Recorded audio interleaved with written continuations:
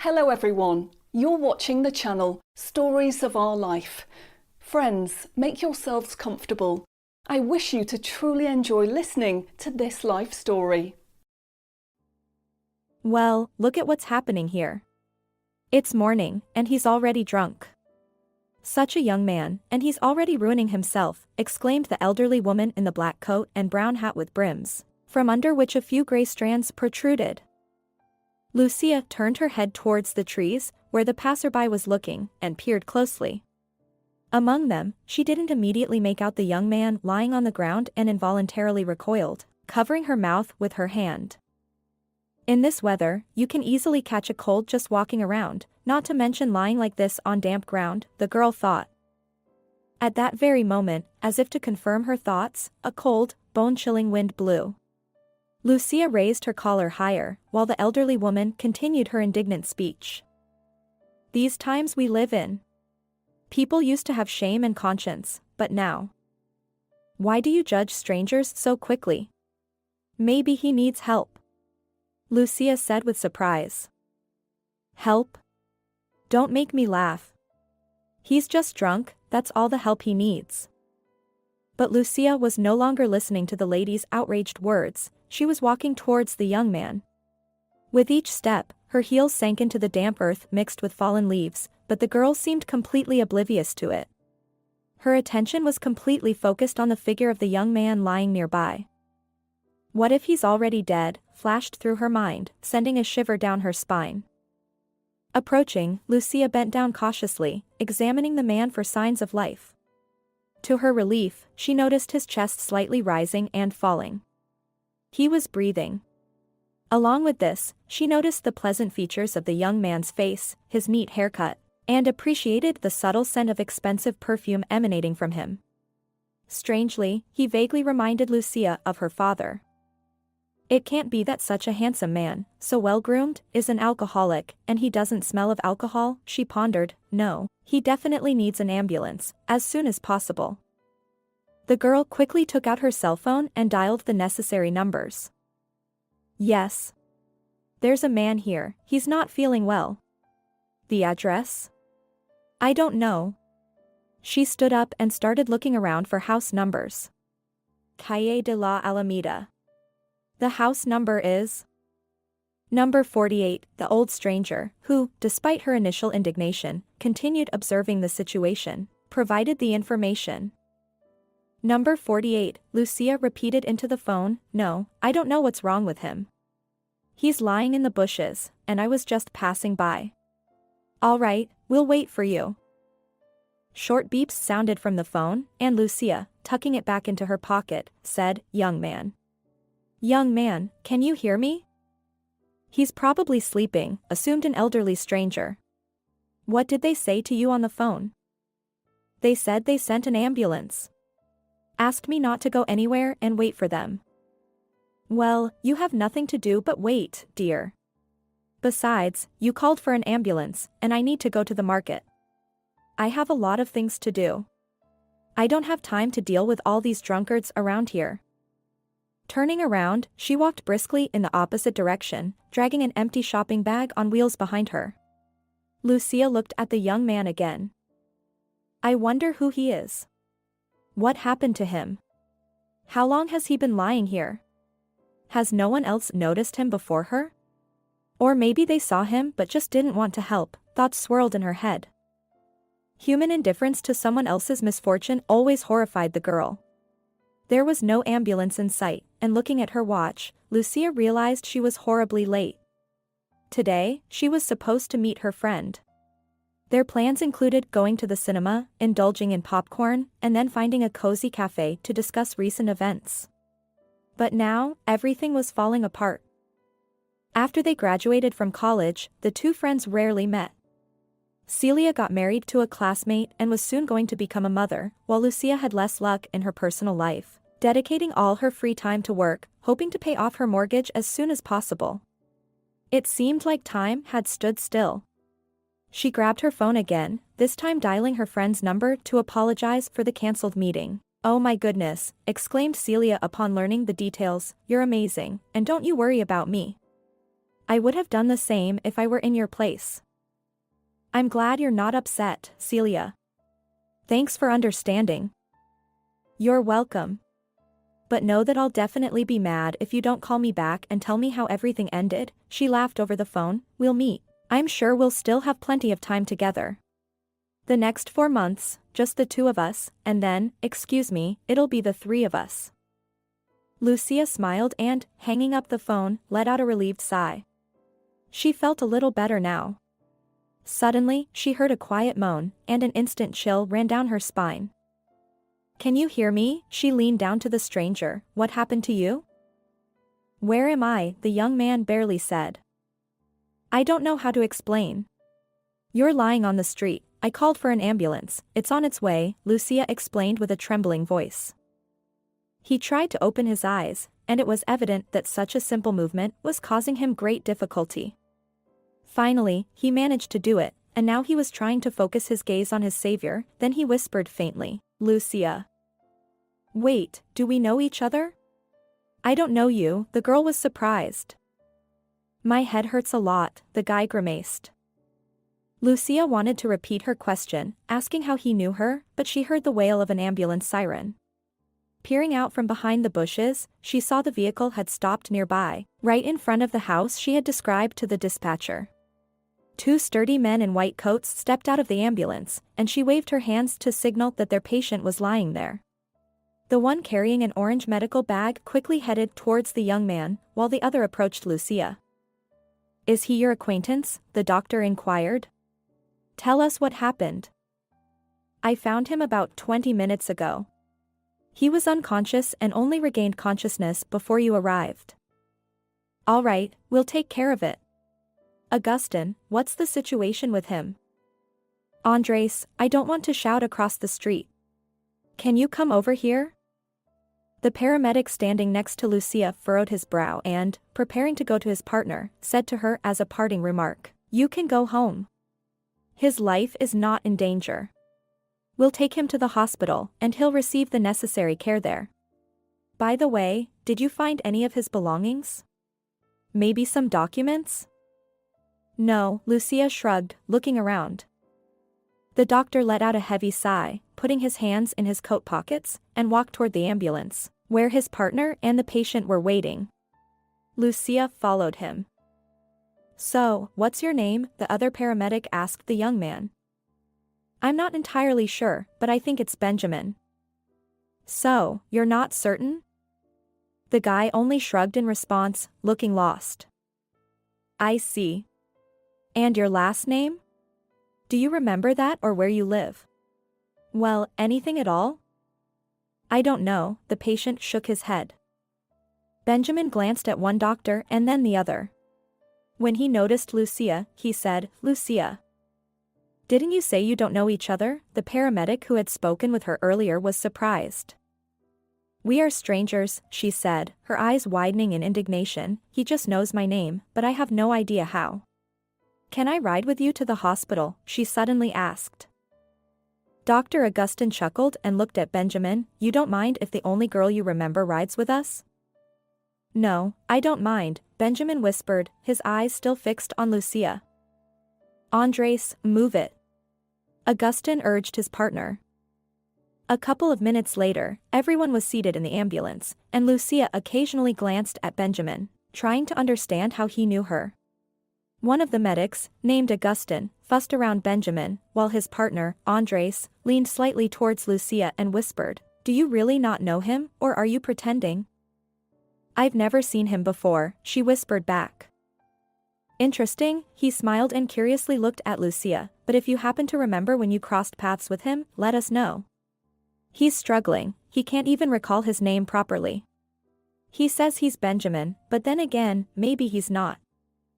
Andres, why are you bothering the girl? Augustin snorted at him, give it a rest. Just being cautious. I tried to be thorough with everyone, he replied and took out some papers, jotting down notes. Lucia looked at Benjamin, who still hadn't uttered a word. When she noticed he was also looking at her, she blushed and turned her gaze to the window. She couldn't help but notice that he was very handsome, brown eyes, straight nose. But I haven't even said thank you to you. She heard his voice and turned back to him. Well, for not leaving me there in the bushes. It wasn't difficult for me, don't worry. Everything will work out, and you'll remember everything, she assured him. Of course, he agreed, leaning back on the seat and closing his eyes. After some time, the ambulance began maneuvering through the hospital buildings. Well, here we go, the circus begins, Andres said, opening the door. And who's on duty today? Augustin looked at him in surprise. Cornelio. Oh, then we're definitely in for something, his partner confirmed. Listen, Augustin, can you go instead? I had an argument with him and I can't go there at all, Andres pleaded. Andres, be more independent and brave. Come on. Otherwise, I'll have to do everything for you, Augustin replied. Thanks for not refusing, partner, Andres said and stepped out of the vehicle. Lucia didn't understand what the doctors were arguing about, but when she entered the emergency department, she was taken aback by how the young specialists were talking to each other. Andres, seemingly trying to prove something, gestured wildly with his hands, while the infamous Cornelio, or as Augustin jokingly called him, the terror of the entire emergency department, was simply unbearable. In the end, Andres couldn't take it anymore, waved his hand, and stormed out of the room, slamming the door loudly. What do you want here? Outsiders have no place here, Cornelio barked at Lucia. I called for the ambulance for Benjamin. I just wanted to offer some help if needed, the girl said, feeling flustered. We have everything we need, we don't need anything. Go home. Antonia. Where did she disappear to again? How much tea can she drink? The man grumbled as he left the small room. Well, there you have it, Lucia shrugged, turning to Benjamin, I should probably go now, and you take care of yourself. She was already heading towards the exit, but unexpectedly, the guy who lay on the stretcher grabbed her hand. Lucia, stay. But you heard what the doctor said. But that's not what I wanted to say, he hesitated for a moment, I mean, don't abandon me completely. It turns out you're the only person I know. Lucia looked at Benjamin with astonished eyes, but he squeezed her hand even tighter. Understand, I not only know your name, but your face. It's so familiar to me. I can't shake the feeling that I know you very well. Well, okay, she whispered softly, I will visit you if the doctor allows, and I'll try to find your relatives, but right now I really need to leave. Thank you. Thank you so much. You're welcome, but you need to let go of my hand, Lucia smiled. I'm sorry. When the gloomy Cornelio returned to the reception area, Lucia asked him, Can I visit the patient? That's not for me to decide. Call the reception in a couple of days, and you'll find out everything, he replied gruffly. She said, Goodbye, to Benjamin and stepped out into the fresh air. It took Lucia an hour and a half to reach home, and as soon as she kicked off the hated heels in the hallway, she flopped down into the armchair. Even though the clock showed midnight, Lucia felt as if she had been squeezed like a lemon. Grabbing her phone, she immediately dialed Celia's number. Hey, I'm finally home, Lucia said. Great. I was starting to consider calling rescue teams with dogs and going on a search for you, Celia joked. So, who's that stranger? Did you find out anything?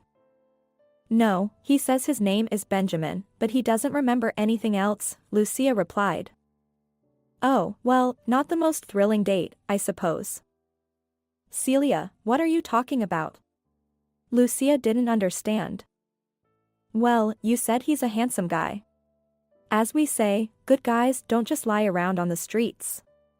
Turns out ours was lying in the bushes. Struggling to contain her laughter, Lucia corrected her friend, first of all, Benjamin isn't ours. And secondly, he's much older than me. Come on, Lucia, don't exaggerate. In 5 years, you'll also be over 30. So age isn't the issue. But seriously, how does he know you? I don't know, Lucia pondered. I'll call the emergency room tomorrow and bring him food. Maybe with time, his memory will return, and we'll find out everything. So, you've decided to visit him then? Yes, Celia. And what about work? Have you found another job? I've sent out my resume to a few places. Now I'm waiting for responses. If nothing comes up, then I'll figure something out. But honestly, Celia, there's nothing in life that I'm waiting for as eagerly as the moment I can quit. I can't take it anymore. Is Dario bothering you again? You know, he never stopped. But now all his attention is focused on me since Amelia quit a month ago. I just don't understand. He's over 50, has a wife, kids, and still can't calm down. I suppose, Lucia, your decision is final then? Yes, unless a decent job opportunity comes up. However, housing might become a problem. I don't see a solution for that yet. The girls chatted a little more on other topics and said their goodbyes. Lucia hung her coat in the closet and headed to her bedroom. She loved her small apartment with all her heart. It may have been tiny, but it was incredibly cozy. The place was located on the outskirts of the city, where Lucia had grown up. A couple of years ago, she graduated from university and now worked as an economist at a local company. The job was challenging and demanding, but the salary was not something to be excited about. Nevertheless, Lucia didn't complain. She enjoyed everything except for her department head. He was the one who made her work life difficult. After her friend Amelia left the company, Lucia felt even more down. She increasingly thought it was time to find a new job. However, quitting meant finding another position, adapting to a new team, and perhaps facing a probationary period. Her mortgage didn't allow her to relax. She couldn't afford to be without a job even for a short period. So, she sent out her resume to organizations in neighboring towns, thinking that if an opportunity came up, she would move without hesitation.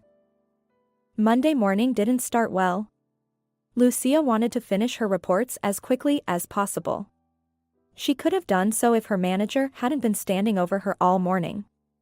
Not to supervise her work, but to vividly describe how he spent his weekend. Enjoy the last warm days, Lucia, the man rambled while standing by the window. The weather outside is fantastic. It's tempting to go for a walk. I love this time of year. Yes, Lucia replied, without raising her head from her work. How about we take a walk together after work? Lucia pounded on the keyboard, trying to signal that she was very busy. I can't, Dario. I need to finish this report urgently. Besides, you gave me until tomorrow's lunchtime. Oh, right, that's true, he said, already heading towards the exit, but suddenly he stopped and said, well, I'm not inviting you now. Maybe in the evening, after work. You'll be free then. No, Lucia replied. Why not, if it's not a secret? I'm going to the hospital. I need to bring food to someone. Oh, I can give you a lift as a friend, it's not far. Lucia, don't think anything bad. I just want to be your friend. No need. My boyfriend won't appreciate such friendship. Lucia tried her best to hold back from telling Dario everything she thought about his so-called friendship. But in the office, silence hung in the air. The girl stopped breathing and stared into her boss's eyes without blinking. It was unpleasant for her to constantly come up with excuses when he invited her for another outing. She didn't like making up stories at all. Yet, she had no desire to put up with his obvious advances or be friends with him either. Moreover, all of his friendships with subordinates lasted only until rumors reached his wife. And, unsurprisingly, all of his so-called girlfriends filed resignations at their own will. Therefore, Lucia decided to lie just this once but convincingly, hoping that Dario would get angry at her and find a replacement to spite her. And now, she silently stared at him, waiting for his reaction, secretly hoping for the best. Who's this young man? Dario asked, slowly enunciating each word. I haven't heard of him before. His name is Benjamin. Yes, we've been dating for a few months now. I just haven't told anyone about it, you know, not to jinx it, she said dreamily, rolling her eyes. He's so amazing. That's why I'm worried. When should we expect a wedding invitation? Dario smirked. Oh, definitely not until they discharge him from the hospital. Is he sick? Yes, he was attacked, Lucia sighed sadly, right near my house, can you believe it? But don't worry, he's already recovering. The worst is behind us. I see. Well, I'm happy for you, truly. Oh, by the way, I almost forgot, I have a meeting tomorrow at 9. So, I need the report to be ready by the end of today, not tomorrow's lunch. Hurry up, or else I'll have to find someone faster. He left the office without much thought, and Lucia breathed a sigh of relief. Her hands were trembling. This is the end, the girl thought. She probably had until the end of the month. If she didn't find a new job by then, she would be unemployed. Lucia had no doubt that Dario could seek revenge.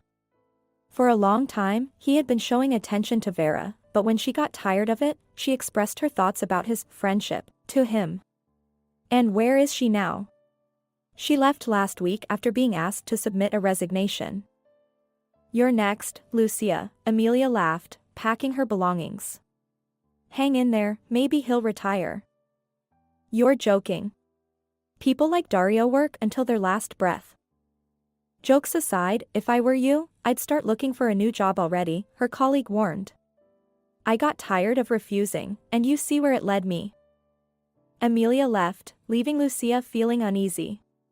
And now she was in her position. Over the next 4 days, they only allowed Benjamin to have visitors through a glass partition because his condition was causing concern for the doctors. But by the end of the week, Lucia had lost all hope. Calling the hospital once again, she heard a tired female voice on the other end. Who are you to him? I'm Lucia. I found him when Benjamin was unconscious. I see, the woman chuckled. Well, come on, the reception is open until 8 p.m., but don't be late, or I won't let you in. The line immediately went dead, and Lucia still couldn't believe what she had heard. After work, she rushed to the store and then immediately took the bus. Getting off the transport, she regretted wearing high-heeled boots in the morning. Running in them was extremely uncomfortable, but today nothing could stop her. Bursting into the reception area, she almost collided head-on with the security guard. Watch out, young lady, he exclaimed. Sorry, I'm just afraid of being late. Well, yes, first they're late, then they break the doors, and then I get scolded. He looked at her attentively with a frown and let out a heavy sigh. All right, why are you just standing there like a statue? Go. Thank you. Lucia smiled, quickly putting on the boot covers over her boots, and headed towards the table where a plump woman in a white coat was calmly seated. Good evening, I'm here to see Benjamin. Do you think we have multiple patients with that name? Does your Benjamin have a last name? He does, but he doesn't remember it. He lost his memory. I see, we talked on the phone. Go upstairs to the second floor, room 205. You have half an hour, young lady, don't linger. Lucia nodded and rushed to the stairs. Climbing to the second floor, she easily found the right ward and entered. At the farthest bed by the window, she saw Benjamin.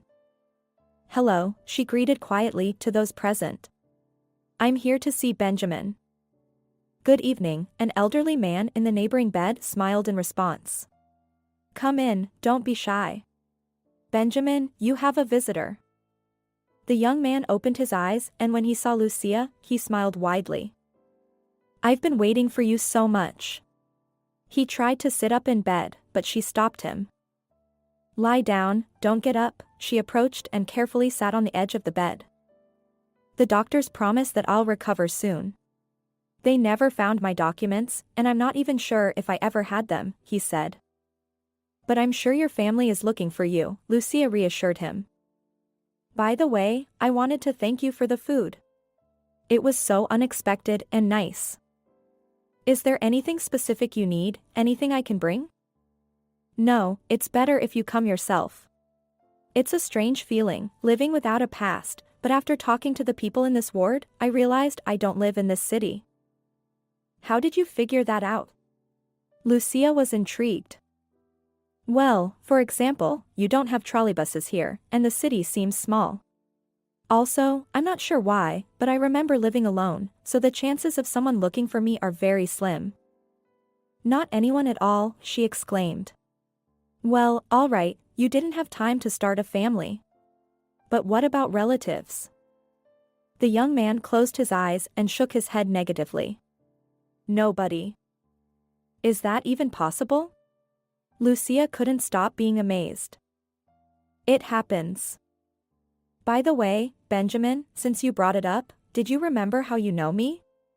This question has been bothering me all these days. No, he replied and then said, the nurse said they would discharge me in a couple of weeks. They can't keep me longer because of the lack of space. So if I don't remember anything by then. You will remember, Lucia said confidently. Don't think about the worst and focus on getting better. Anyway, we'll come up with something. 2 weeks is not that short if you think about it. He smiled, and Lucia, feeling awkward, glanced at her watch.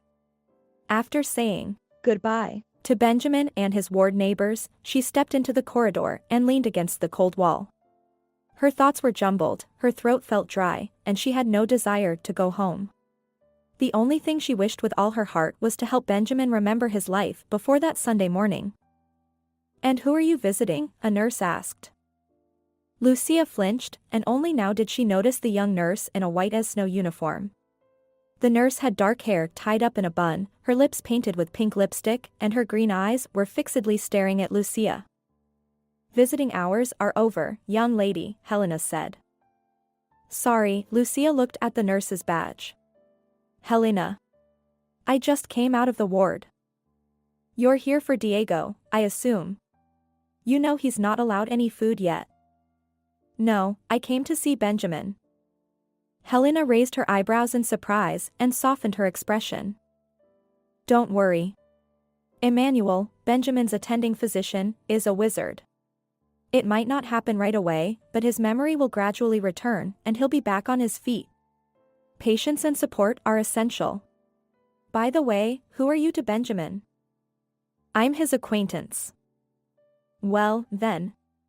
We haven't found his documents yet, but everything should be clarified any day now, she said dreamily. You're lucky with your acquaintance. He's so gallant and charming. Thank you very much, Lucia replied, I need to go now. Please, tell Estella, the woman who checks food for patients at the entrance, that I kept you here. She can start a scandal. She's got quite the temper. Lucia smiled and walked away. Descending to the first floor, she immediately caught Maria's disapproving gaze.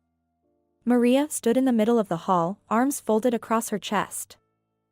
What time is it, my dear? She asked sarcastically, noticing the visitor's confusion. All right, I'll forgive you this once, but next time. Goodbye. Lucia interrupted her and swiftly left. The next morning, Lucia went to work. She wanted to believe that Dario would be busy with something else and wouldn't find time to bother her. But it turned out to be completely different. As soon as Lucia entered and sat down at her desk, turning on the computer, the office door swung open and there stood her boss, Dario. He nodded in greeting, walked in, and sat on an empty chair by the window. He looked stern and showed clear displeasure. I have bad news for you, Lucia. What is it? She managed to force out. Yesterday's report had a serious mistake made by you. That can't be. I double-checked everything several times. Don't argue, Dario said dryly. You know, I hired you for this position without any experience, knowing how challenging it is for a young specialist to find a job. But now you regret it, she finished his sentence for him. Don't overreact, Lucia. I'm just trying to make you understand that your absent-mindedness nearly jeopardized a deal. You need to be more attentive. We managed to fix the mistake, but you see, I wasted a whole hour on it. Thank you, Lucia replied. You're welcome, he smiled. By the way, how is your young man doing? He's doing great. That's why I asked. We have a new order, and I'll urgently need reports from you, so you'll have to stay late today. It won't be a problem if you skip your date with your fiancé, will it? Lucia didn't respond and clicked the mouse. This was becoming too much. Lucia. Benjamin is getting better, so everything is fine, she forced out, avoiding eye contact. A heavy silence hung in the room. Lucia pretended to be fully focused on her work. Dario let out a deep sigh and got up from the chair. All right, Lucia, I won't distract you anymore. But if you have any questions, I'll be in my office. With that, he left the room. Once the door closed behind him, Lucia leaned back in her chair, closed her eyes, and moaned. Not a single response to her resume from employers. Not one. Soon she'd be ready to clean floors in the hallways, just to avoid seeing that repulsive Dario. During her lunch break, Lucia decided to call her mom. Hi, Mom. Lucia, is everything okay? Yes, everything's fine, Mom. How about you? Jasmine started telling her about how she and her friends visited an art gallery, but Lucia hardly listened. She knew she had to tell her mom about her decision, but she had no idea how to do it. Jasmine was a strong-willed woman who didn't entertain objections and was convinced that in life, there were only two opinions, hers and the wrong one. As soon as Lucia finished school and got into a distance learning university, she wasted no time and moved out, renting a room. She knew living on her own would be tough, but it was worth the peace it brought. Now Lucia was independent. She had her own place, even if it was mortgaged. Her income was sufficient for everything. She visited her mom only on rare occasions and only when her mother was in a good mood. However, since Jasmine retired, her daughter's visits became infrequent and short. It was all because Jasmine, despite her daughter's age, loved to take charge and make decisions for her. When we get together next time, you'll definitely come with us, Jasmine said. Mom, I've decided to quit my job and move to another city. What? Mom, I won't discuss this. I've made up my mind. Again, silence hung on the line, and then her mother spoke in an offended tone, so you've decided to leave me here alone. And if something happens to me, if I need your help, if you run out of money, come back to me. 2 empty rooms, plenty of space. No, Mom. I want to live in a big city, not in this backwater place. There are more opportunities there. Mom, come with me, will you? Let's leave everything behind. Besides, there's not much to leave behind anyway. We can start anew. Unlike you, I have things to part with, and I don't want to. Besides, my apartment is dear to me, like a memory. Lucia let out a heavy sigh. She knew her plan was a failure. Her mother would never agree to it. You know, Lucia, I really don't understand what's bothering you. You have a job, in your field, just as you wanted. The salary is quite decent for our town, her mother said. Mom, you don't understand, Lucia replied. Okay, Mom, I should get back to work. I'll come over on the weekend, all right? Call me first. After a series of short beeps, as soon as Lucia placed the phone on the table, it rang again.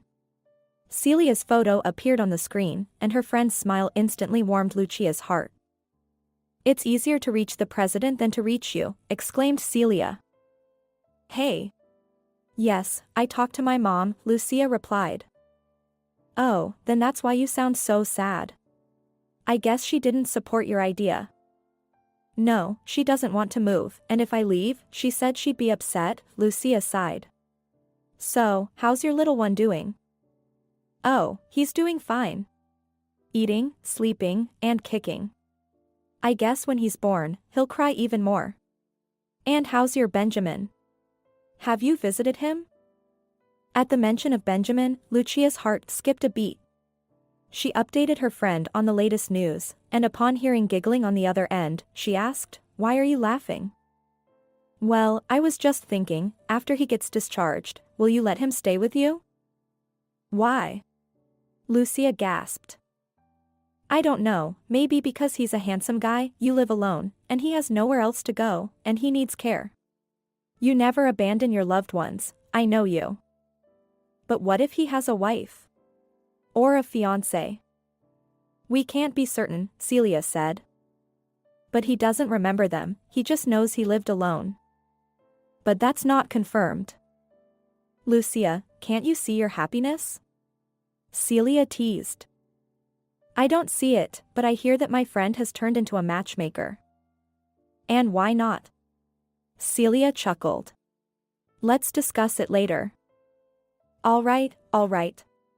But can I bet with you that I won't abandon him? Otherwise, we wouldn't be friends. I'm just the same, Lucia said, and after chatting a bit about trivial matters, they said their goodbyes. But a few days later, something incredible happened. On a beautiful Saturday morning, after breakfast and finishing their routines, Lucia sat across from Benjamin and laughed at his hospital stories. I can't take it anymore, she said, catching her breath. You must want me to burst from laughter and never come back. If it weren't for you, I wouldn't even know how I survived here. You're like a ray of sunshine, he said, glancing out the window. She looked in the same direction, then shifted her gaze to the clock hanging above the door. Lucia felt anxious because with each passing day, they were getting closer and closer. Benjamin awaited her visits, and she found it easy and comfortable to converse with him, unlike with her boss. However, there was one but, his past remained a mystery to everyone. Don't leave, Benjamin pleaded. Unexpectedly, the hospital room door swung open, and a stunning girl appeared on the threshold. It seemed like she came straight from the cover of a glossy magazine. Perfect figure, long shiny dark hair, exquisite makeup. She made everyone present gaze at her for a few seconds in admiration. Benjamin, she exclaimed, striding quickly towards him, the plastic covers on her shoes rustling. How did you end up here, Benjamin? Why are you looking at me like that? Hello, Benjamin greeted the guest, looking confused. With a hint of haughtiness, the girl glanced at Lucia and blurted out, Don't tell me you don't remember me. I'm Marisol, your fiancé. Fiancé? Benjamin repeated. Are you serious? Marisol gasped. Don't scare me. The doctor tried to explain, but I still don't understand anything. Benjamin suffered a head injury, Lucia managed to say, his memory hasn't fully returned, but some memories are resurfacing. Marisol sat on a chair by the window and, pointing her finger at Lucia rather rudely, asked, And who are you? This is Lucia, Benjamin explained. She's the one who found me on the street and called an ambulance. Great, so you don't remember me at all? Marisol extended. Well, your face looks familiar, Benjamin replied. Benjamin couldn't take his eyes off the girl. But forgive me, I thought we were getting married soon. Wait, how did you find me? And why only after a week, he asked. Well, I actually thought you had gone to visit your relatives, as you planned. You invited me along, but I naturally declined because I prefer to have a proper vacation, not listen to dull stories about someone else's past life day and night. She paused and then sighed. My friend and I were vacationing on the islands, and I flew back home 4 days ago. But when I couldn't reach you, I contacted your family, and they informed me that you weren't there. So, I decided to call all the hospitals, just in case. I figured I would start calling the morgues if I couldn't find you in the hospitals. You had to be somewhere. Benjamin remained silent, looking away. What about your friends and parents, Benjamin? Lucia finally asked. Isn't anyone concerned about where you are? He doesn't have parents, and his friends are SOSO. When are you getting discharged? Your vacation will be over soon, and it's time to get back to work, Marisol replied. I won't be able to work. After the treatment, I'll need rehabilitation, but I can't say how long it will take, Benjamin quietly answered. Marisol widened her eyes in surprise and exclaimed, Then I should be going. Where? Tell me at least something about my life, I don't even know my last name, Benjamin requested. Benjamin Alonso, said Marisol, heading towards the exit. I have an important meeting to attend, can't be late. We'll chat some other time, okay? Tell the doctor everything you know about me, Benjamin asked. All right, deal. Goodbye. For now. Wow, Benjamin, what a fiancé. Diego, the roommate in the ward, chuckled with satisfaction. Lucia clenched her lips and could only steal glances at Benjamin. Well, everything was clear now. She was about to leave, but Benjamin unexpectedly grabbed her hand. His grip was so strong and warm that Lucia forgot how to breathe. "Promise me you'll come to see me again," he pleaded. "But it's wrong, after all, you have a fiancé," Lucia said. "What fiancé? I don't even know her," he sighed. "Please don't disappear." Benjamin looked at Lucia with such hope that she couldn't refuse him. "I'll try to come tomorrow, and if not, then definitely on Monday. What would you like me to bring?" "Nothing," he smiled, still holding her hand. "But I really need to go now, I have to hurry." The next morning, as soon as she woke up, Lucia was getting ready to head back to the hospital. "I knew you'd come today," Estella smiled, putting aside a crossword magazine. "Hello," Lucia greeted. "Has anyone visited Benjamin?" "Now it's clear why you looked so unhappy. There was a girl who came. She acted like a queen, barely agreeing to put on shoe covers. She was yelling all over the ward. Can you imagine? And do you know who she is?" "Yes," Lucia nodded. "She's Benjamin's fiancé. Poor guy. I wouldn't stand being in the same room with her for 5 minutes.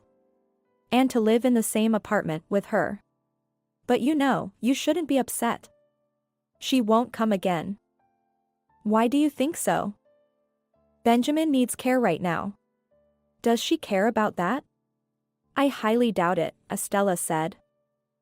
Lucia looked at Estella with surprise, and the nurse waved her hands. "Oh, I've talked too much with you. You should go. It's time for me to work." On the second floor, Lucia noticed a familiar nurse who was intently writing something in her journal. "Hello. Good morning. I wanted to ask about the discharge of Benjamin Alonso." Helena raised her eyes and smiled slightly. "Emmanuel said he would discharge him on Wednesday. Do you know the news?" she asked. "No." "What news?" Lucia inquired. "Benjamin remembered so much yesterday, he was as happy as a child." "Go on in, he'll tell you everything himself." "Thank you," Lucia replied. She gently opened the door and peeked into the room. When Benjamin saw her familiar face, he smiled widely. "Hello, come in," he called. "I was told that your memory came back," Lucia said. "Well, not completely. But now at least I know how I ended up here." Lucia placed the bag on the bedside table and sat down beside him. "As we already know, you were planning to visit your relatives," she said. "Yes, but at the last moment, Marisol and I had an argument, and I decided to cancel everything. I told my relatives I wouldn't come and started calling Marisol, but she didn't answer." "And then what happened?" "Well, I decided to wait for her at her office. There, I noticed her getting into a car with tinted windows. I didn't feel like confronting them, so I just aimlessly wandered around the yard. I went to some clearing, and after that, I don't remember anything." "Did you ask Marisol about it?" Lucia cautiously inquired. "No, she insists that she's my fiancé. It seems like I misunderstood what was going on. Or, listen, the nurse said you'll be discharged on Wednesday." "Yes, will you come?" he asked. Lucia shrugged and smiled gently. "Lucia, I don't know how to thank you," Benjamin said. "What would I have done without such a wonderful guardian angel like you?" "Just get better, that's all I need," she smiled. "I'll do my best. But you're not telling me anything about yourself. How is your job? And how are things in general?" he asked. Lucia let out a heavy sigh, recalling the tense relationship with her immediate supervisor, Dario. He still didn't give up hope that their interactions would someday extend beyond professional boundaries. The significant age difference between them and the engagement ring he wore didn't bother him at all. But Lucia didn't want to discuss this with Benjamin. "I'm actually looking for a new job," she replied. "So, you've decided to quit?" Benjamin seemed surprised. Do you have better options? For now, nothing concrete, Lucia replied. Oh, if I could help you with something. No, it's not necessary, Lucia smiled, adjusting her hair slightly. I'll manage. Benjamin gazed at her with obvious interest. What? Lucia asked, taken aback. I'm just admiring. You're very beautiful. Thank you. Well, I'll go now, you all need rest. Benjamin smiled with one side of his mouth, but his eyes still held worry. As Lucia left the hospital, she felt a sense of unease. She knew the discharge date was approaching, and they would soon bid farewell to each other forever. But she didn't know how to handle it. Nor did she want to. Thoughts of Marisol, the unknown man with whom Benjamin's fiancé had left that evening, and the head injury were all troubling her. Lucia was tempted to invite him to stay with her, but he was engaged to Marisol. Walking through the rustling leaves, squinting in the bright autumn sun, she took out her mobile and decided to call her friend, Celia. Celia was delighted to hear her voice and immediately started asking for the latest updates. You've gotten yourself into some murky situation, my friend, Celia said upon learning the details. I feel the same way, Lucia replied. I don't like this Marisol. By the way, did you find out what Benjamin does for a living? No, he didn't tell me. Perhaps he's the son of some oligarch? Celia, you need to watch fewer TV dramas, Lucia chuckled. But if that were the case, I wonder why they didn't get married in the hospital. Benjamin is in a delicate situation now, and he could have agreed to any of her conditions. Your Benjamin didn't even remember her, but he recognized you, Celia remarked. Celia, don't start, Lucia warned. Lucia, don't start procrastinating, Celia exclaimed. You won't find another man like him on the road twice. Once you've recovered, and... I'll hang up now, Celia. Okay, I'll be quiet. So, he's getting discharged on Wednesday, right? And what's next? Will you at least leave him your phone number? Celia inquired. I will. But tell me, how are you doing? Lucia deflected the conversation. What about me? I'm just waiting to go on maternity leave. Oh, I really don't want to go to work. I can barely get up in the morning, even with 5 alarms. By the way, our company has a vacancy for a secretary referent. The salary isn't high, but at least there are no delays. No, Celia, I don't want to work as a secretary, Lucia made a face. I had hoped that you'd stay in the city. Did you change your mind about leaving everything behind? Celia probed. No, but even if I have to leave, we'll still see each other. After all, my mom will stay here. Well, that's true, Celia muttered.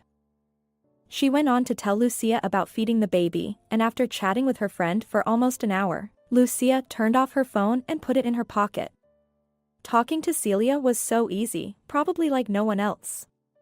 Sometimes Lucia thought that if her mother had the same personality, things might have turned out very differently. Lucia rushed from work to make it in time for Benjamin's discharge. She was sure she would encounter Marisol, but Benjamin's fiancé never showed up. At first, she didn't pick up the phone, and when she finally did, Benjamin listened to the chattering on the other end for a long time, becoming increasingly gloomy. She's not coming, he said, disconnecting the call. How can that be? Lucia didn't understand. Well, she said she's very busy and not ready for such changes in her life. The keys to my apartment are in the mailbox, and she's already taken her things. Shall we go to my place? Lucia suggested. What? Benjamin was puzzled. The nurse said you need care, and it's better to go to doctors together. I'm not forcing you, I'm just asking if you're okay with it. I don't understand why you're taking all these troubles, Lucia, Benjamin asked, amazed. I just want to help. I live on the first floor, there's enough space for everyone, we can call a taxi, and... Lucia paused and modestly lowered her gaze, waiting for his response. You've thought this through? Yes. Benjamin looked at Lucia in surprise, finding it hard to believe what was happening. I don't want to inconvenience you, and it's not very manly of me. I didn't expect this, but thank you, he said. Benjamin, you misunderstood. I'm not asking you to marry me, Lucia chuckled. You can stay with me until you recover, and then go back home. But there's one condition. And what's that? Don't scatter your socks all over the rooms. Benjamin glanced at his roommates, and they all burst into laughter together. Ah, That's absolutely right, clarified Diego, catching his breath. Take my wife, for example. She goes ballistic if the socks aren't in the laundry. The moment she spots them anywhere else, she starts yelling. I think it's in their blood. Well done, Lucia, you should have talked about this from the start. If I had known all of this, maybe I wouldn't have gotten married at all. Then again, I wouldn't have had anyone bringing me home-cooked meals. All right, so we're going, Lucia reminded them with a smile, barely able to contain her laughter. I'll call a taxi, and we'll go, Benjamin said. Lucia hurried out into the corridor and leaned against the cold wall. Despite the cool autumn air seeping through the slightly open window, she felt flushed with warmth. After dealing with all the formalities, she called for a taxi. Then, they bid farewell to their roommates and rushed down to the ground floor. Estella, the lively and overly curious nurse who diligently checked the patient's belongings and sent disgruntled relatives home with sausages and bread, suddenly perked up. She looked at Lucia and said, Benjamin, I'm glad you're feeling better. Thank you, he smiled, holding Lucia's hand. Lucia, you better escort him home, just in case, Estella said. Of course. goodbye. Estella. Take care, the woman replied, beaming. Benjamin squeezed his rescuer's hand even tighter, sending shivers down Lucia's spine. He was too close. Sorry, but this will definitely be convenient, he said. Benjamin, she sighed, it's all right. I know you're one of those men who aren't used to relying on the weaker sex, but it's not forever. And if you don't stop apologizing, I'll personally call a second taxi just for you. I really like your character, he smirked, descending the stairs. I'm glad. An hour later, they were already at Benjamin's home. Lucia was worried that he would see her tiny one-bedroom apartment, change his mind, and leave. But to her surprise, Benjamin seemed pleased. I spent my childhood in an apartment with exactly the same layout. Goodness, that was so long ago, he peered into the hallway and smiled. And in the pantry, I used to hide from my mom. She could never find me for a long time. She played along. Your parents. Lucia began, then fell silent. They're not around anymore, Benjamin calmly replied. It seemed that Benjamin was trying not to show the bitterness of his loss and acted as if nothing had happened, but his eyes betrayed him. My mother died when I was 7, and I don't remember my father, he passed away a month before I was born. So, my grandparents on my mother's side raised me, and if it weren't for them. I really like you, he said. I'm glad you like me, Lucia replied. I just need to go home and get the keys from the mailbox, he said softly, leaning back in his chair. Perhaps Marisol will come back? Lucia suggested. No, Benjamin objected. Even if she changes her mind, it's not my problem anymore. She made her choice. I can't say I expected any decisive actions from her, but think about it. What do I need from someone who abandons me at the first difficult situation? It's easy to be together when there are no problems, but life is full of ups and downs. Well, that's true. And what about the guy who was giving her a ride? I don't remember him. He looks familiar, but I can't figure out where I've seen him before. But I'm pretty sure we've met somewhere, he mused. Just like with you, we've seen each other before. I just can't recall where. Benjamin, hate to disappoint you, but if we had met before, I would remember, she smiled. Are you absolutely sure? I'll go put the kettle on, she grinned, leaving his question unanswered. And I suggest you lie down and rest. Remember what the doctor said, your memory will come back, it just takes time. From the day Benjamin moved in with Lucia, 3 weeks had passed, and with each passing day, his condition improved. Marisol hadn't shown up again, so they could relax. However, Lucia often found herself thinking only about him whenever she was away from home. She would hurry back without minding the way, and she couldn't help but worry about the prospect of being alone in a couple of months, which didn't thrill her at all. What if Marisol came back and they got back together? But for now, Lucia was the only person who cared about Benjamin's well-being. They visited the doctor together and followed all his recommendations. Lucia went to the city to collect the keys, carelessly left by Marisol in the mailbox of a simple 9-story building. Upon entering Benjamin's apartment, Lucia sighed with relief. The place was simple but tastefully decorated. Opening the wardrobe to get his things, Lucia froze in place, seeing a vast collection of stunningly beautiful suits, various shirts, and ties. Curious, she murmured, "Who are you? And where could we have met, Benjamin?" She had tried to start the conversation about his job several times, but Benjamin changed the subject each time. Lucia heard someone calling him on his phone, but she had no idea about the kind of work he did before that dreadful evening. After gathering her bag, she locked the iron door with all its locks and was about to enter the elevator when suddenly her mobile phone rang, and her mother's photo appeared on the screen. "Hello," Lucia quickly answered. "Where are you?" "At home." "I'll be visiting you soon," her mother said. "Why?" "I mean... well, let's do it another day." "I'm busy," Lucia replied. "Lucia, what's going on? I've been trying to visit you for 2 weeks now, and all I hear are excuses." "Mum, don't exaggerate. It's just a coincidence. I have a lot of work, and there are things I need to take care of. How about I come to your place in a couple of hours?" "What's the matter?" Jasmine asked sternly. "I have a guest," Lucia admitted. "Is it a man?" Jasmine gasped. "You got involved with someone and didn't tell me?" "I'll be there in an hour." Then there were short beeps on the line. Lucia breathed a sigh of relief and entered the elevator. Of course, meeting her mother didn't bode well. In that regard, they were completely different. Jasmine would never allow anyone into her home under any pretext, not even out of pity. Lucia had never been in such a hurry before. Absurd images flashed in her mind, Jasmine opening the door with her own key, causing a scene or even kicking Benjamin out, ignoring his condition. For so many years, Lucia had tried to free herself from her mother's influence, tried to make her understand that she was no longer a little girl, pleaded for her not to meddle in her life, but it was all in vain. Every time Jasmine heard her daughter's pleas, she would purse her lips and give her signature line, "Don't listen to your mother, then don't cry about it." Then she would disappear for a while, and then the cycle would start all over again.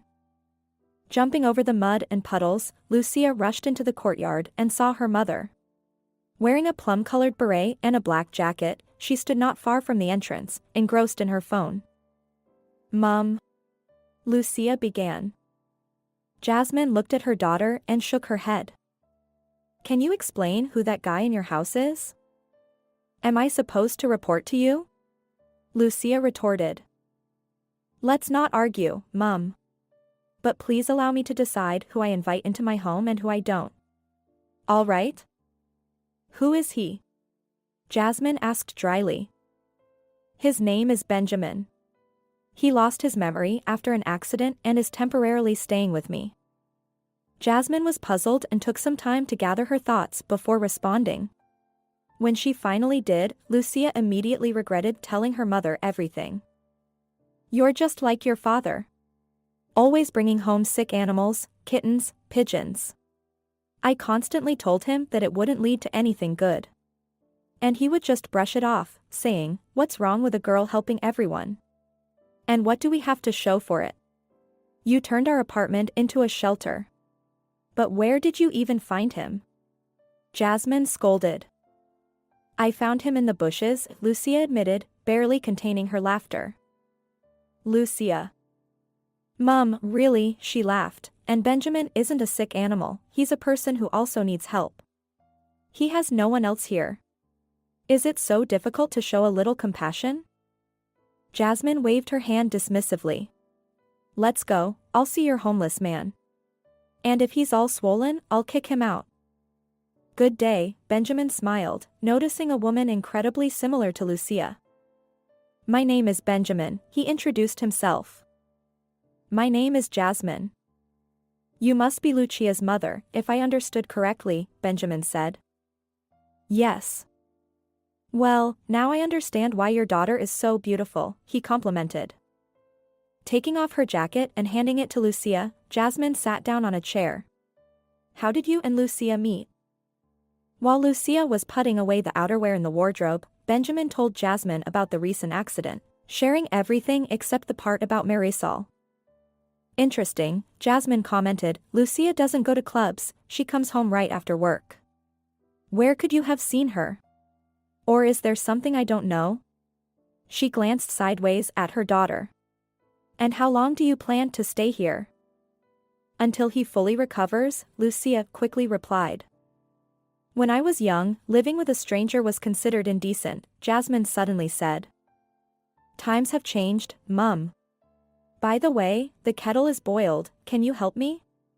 Lucia grabbed her friend and pulled her to the kitchen without waiting for objections. It's already hard enough for Benjamin, he hardly remembers anything. And now you decide to scold him. There's nothing between us, if that's what worries you. He's my friend, nothing more. I'm concerned about your life, and if you get pregnant and he runs away, then what? Then you'll immediately remember your mother, won't you? You know, my dear, I recently retired, and I'm finally free. I realized what it means to live for myself. And I don't want to ruin it with grandchildren. And think about yourself, Jasmine paused and looked straight at her daughter. They were so alike, those same green eyes, dark hair with chocolate hues, but their perspectives on life were completely different. Mum, do you really think that? Lucia stammered, not believing what she had heard. I'm just warning you about the mistakes you won't be able to fix later, Jasmine said. Am I also a mistake in your life? Don't talk nonsense, Lucia. You know how much I love you. Mum, you avoided answering. Well, you're right, I never wanted children, I was too young. I found out about the pregnancy too late, when it was already too late to do anything. But at that time, your father and I were married, and he really wanted children. And then. She fell silent. Benjamin isn't right for you, and besides, he has health problems. Stop it, Mum. You've said enough, Lucia struggled to speak, not believing what she was hearing. Decide for yourself what to do. But if you need help, don't come to me. I'm going home, I don't like this introduction of yours. Jasmine got up and left without waiting for a response. It's because of me that you had an argument, right? Benjamin sighed, I'm sorry, I really didn't mean for this to happen. Lucia flinched, not even noticing when he entered the kitchen. His expression looked as if he genuinely felt guilty for what happened. You have nothing to do with this. My mom and I have never gotten along. And after my dad passed away, it became even harder to communicate with her, Lucia explained. What happened to him? He died 10 years ago. He was a long-haul truck driver. After returning from one trip, he would immediately leave for another. I asked him so many times to find a different job, but he always said he was willing to do anything to make sure my mom and I never lacked anything, she said bitterly. I remember that day in the tiniest details. It rained all night, and in the morning, it suddenly froze. The roads turned into an ice rink. The day before, we spoke to him on the phone, and in the morning, I found out my dad was gone. Lucia wiped away tears and looked away, trying to compose herself. I understand, it must have been hard to go through something like that, Benjamin comforted her. Let's change the subject, okay? Sure, Lucia agreed. As for your mom, don't worry, everything will work out. Your mom is the dearest person, no matter what she's like. You know, if I found out my daughter had taken in some stranger, what would I do? What? I would kick him out and wouldn't even bother talking to him, Benjamin chuckled. Are you serious? Well, of course, then we'd come up with something to help him. We wouldn't just leave the person on the street. But with my daughter, I wouldn't let him stay. Wow, you'd be a strict father, Lucia smiled, wiping away her tears. Yeah, I guess I would, Benjamin agreed. So, you think I should send you back home after all? Well, if you think it's best, he replied. What about you? What do you want me to do? Lucia asked. I'm really comfortable here, Benjamin grinned and picked up a cup from the countertop, green tea with lemon, I love it. Lucia couldn't help but smile, feeling a sense of relief. Despite the difficult conversation with her mother, Benjamin's presence brought some comfort and ease to the situation. They continued to talk, laugh, and share stories, finding solace in each other's company. Although the road ahead was uncertain, for the moment, they both felt a sense of belonging and support. The next day promised to be the most ordinary. However, as soon as Lucia arrived at work, everything seemed to take an unexpected turn. It all started when Sylvia, a lady of advanced age and one of the best designers in the company, called out to her in the corridor. Sylvia always looked impeccable, which made her peers envious. Lucia, she exclaimed, looking at her colleague with some regret, please come see Dario urgently. Good morning, has something happened? Lucia asked. I'm not sure, but Dario told me to hurry and get you. Although. Sylvia paused for a moment, do you know anything about staff reductions? The thought of being forced to take early retirement and stay home all the time drives me crazy. However, after talking to Dario, I feel better now, you know who will be doing my work. But what about you? Do you think I might be affected by the layoffs? Well, I don't think you should worry beforehand, just go and see him as quickly as possible. His mood isn't the best today, she waved her hand and went about her business. Dario greeted Lucia with a reserved nod, then gestured toward a chair. For a moment, he seemed to contemplate something before speaking. We have to say goodbye to you, Lucia. Why? She asked. I'm not happy with your performance. But you used to think otherwise, she reminded him. Where did you get that idea? He smirked. You're always making mistakes, not listening to what you're told. Missing deadlines. I don't need an employee like that. Besides, there's already someone to replace you. Fine, then fire me. No, resign on your own terms, and if you resist, I'll take away all your bonuses. Lucia silently gazed away, knowing better than anyone that the reason for her dismissal was far from what they claimed. Of course, she could have chosen to stay, but was it worth it?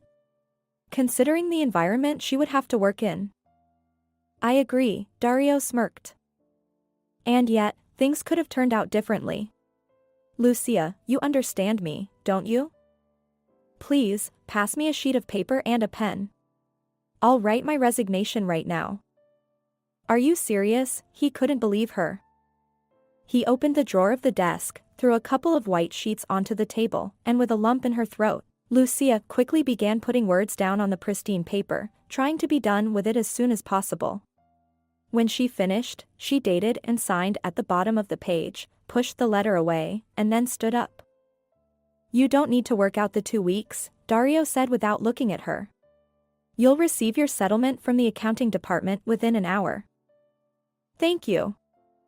Lucia slipped out the door, not seeing anything in front of her as tears clouded her vision. Once inside her own office, she finally let her emotions flow. And when she calmed down a little, she picked up her phone and read the message from Celia, call me back when you can. I have news. Her fingers dialed the familiar number automatically, and when the ringing stopped, she heard her friend's joyful voice on the other end. Lucia, we found you a job. What kind of job? Wait. And what's wrong with your voice? Celia grew cautious. I got fired. Well, actually, they just presented me with a fait accompli. So, what were you saying? Well, good thing I caught you in time. Anyway, my husband found out through his colleagues that a respectable company is looking for an economist. The company is well known, and they offer decent salaries to their employees. The best part is, it's located in the city where your Benjamin lives. So, go for the interview. I just sent you the details. Check your messages. Thank you, Celia. No need to thank me yet. Alright, drop me a line once you arrange everything. Take care for now. Lucia glanced at her phone and chuckled through tears. Life goes on, and everything will be alright, she thought. She dialed the number provided in the message and waited. Soon, a pleasant female voice answered. The girl introduced herself as Rosa and explained that they were indeed looking for an economist. However, the person in charge of candidate selection was absent today. Come by tomorrow at 9 a.m. The boss will be there, and he'll talk to you. We'll see what happens after that, Rosa said. Lucia hung up the phone and smiled. It seems, she said aloud, they say right, everything that happens, happens for the best. She gathered her belongings in a bag, took one last look at her workstation, and went to the accounting department. At home, after lunch, she was in a great mood. But as soon as she opened the door, she sensed something was amiss. A white coat hung on the hanger in the hallway, and next to the wall stood women's boots with very high heels. Lucia froze and listened. Benjamin was talking to someone. It took her just a couple of seconds to recognize the voice. Her fingers involuntarily loosened their grip, and the heavy bag made a loud noise as it fell to the floor. How many times do I have to repeat the same thing? She heard Benjamin's voice, and after a few seconds, he came into the hallway. Oh, hi. Listen, there's something. Why is she in my apartment? Lucia asked softly. I'm on it. Marisol kept ringing the doorbell insistently, then started shouting in the corridor, disturbing the neighbors. I just didn't want you to have any trouble, he explained. Because decent people don't keep their fiancé waiting outside the door, the guest snickered. Actually, I came for Benjamin. It's time for him to come home. I understand that I should have done this earlier, but my work demanded my presence. You know how it is. She reached for her purse and added, by the way, Lucia, thank you for leaving. I'll reimburse you for all the expenses. Just a moment. Fiancé? Lucia mumbled. So it means. Ex-fiancé, Benjamin corrected her and glared at Marisol with irritation. Please leave, don't embarrass yourself.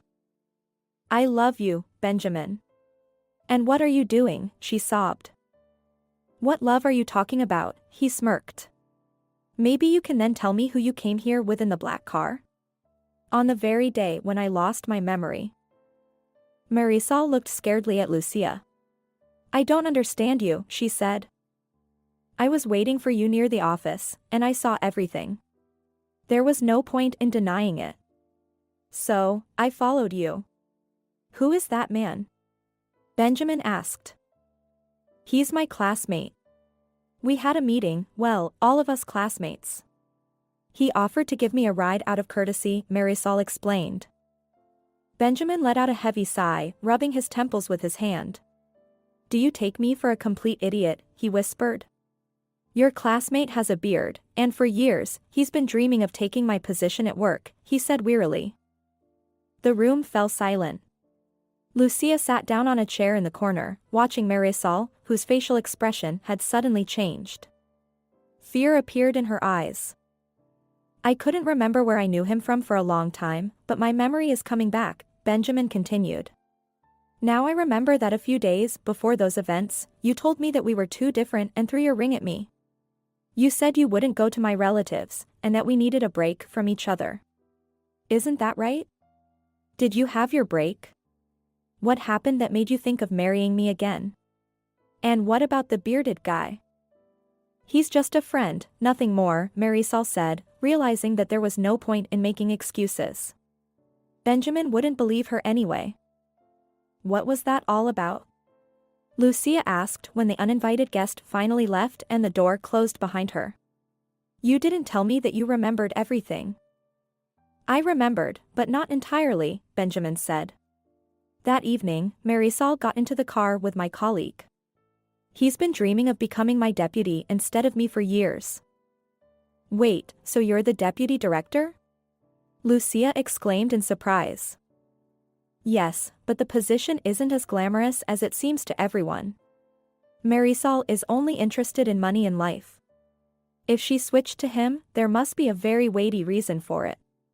If I hadn't lost my memory, they would have probably framed me and removed me from the position by now. Lucia silently looked at Benjamin, lost in her own thoughts.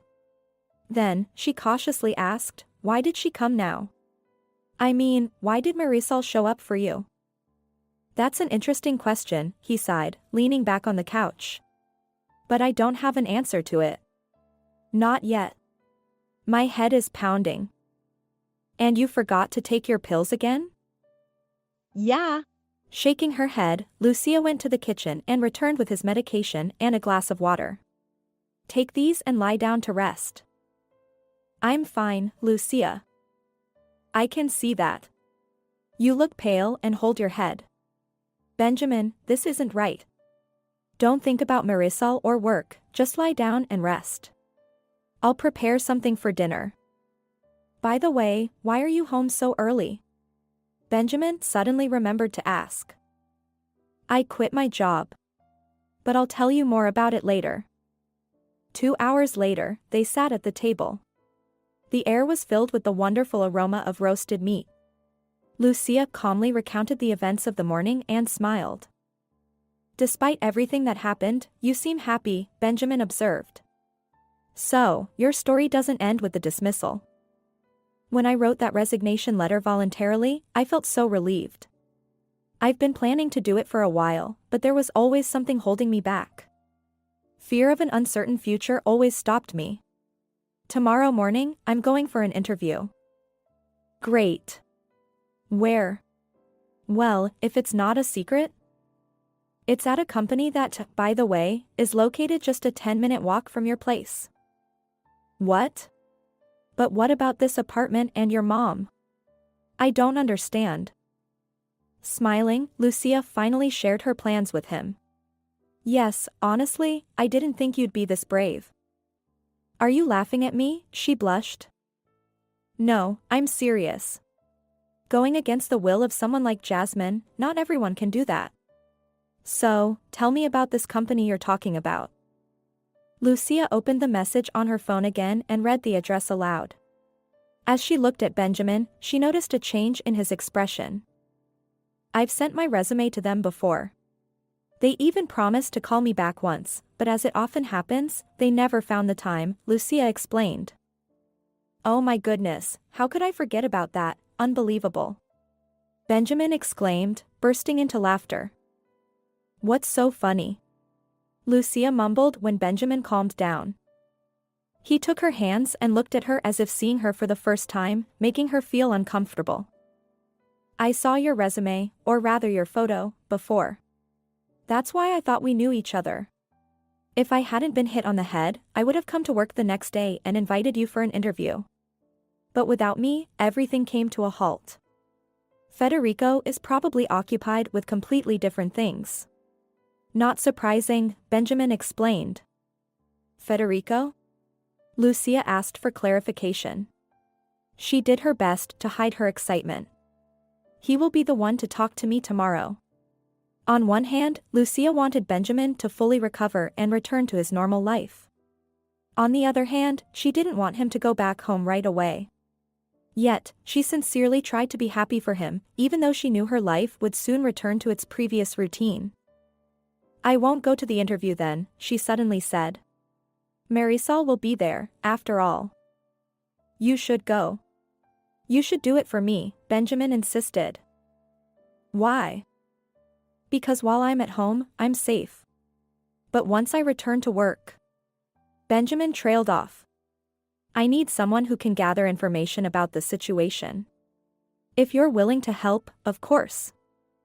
Wait, are you saying that the attack was planned? Lucia gasped. Yes, I'm sure of it. And I know the mastermind behind it. I just need to find out a few more details, and then it's time to give everyone what they deserve. Marisol? You're talking about her, right? Can I abstain from answering?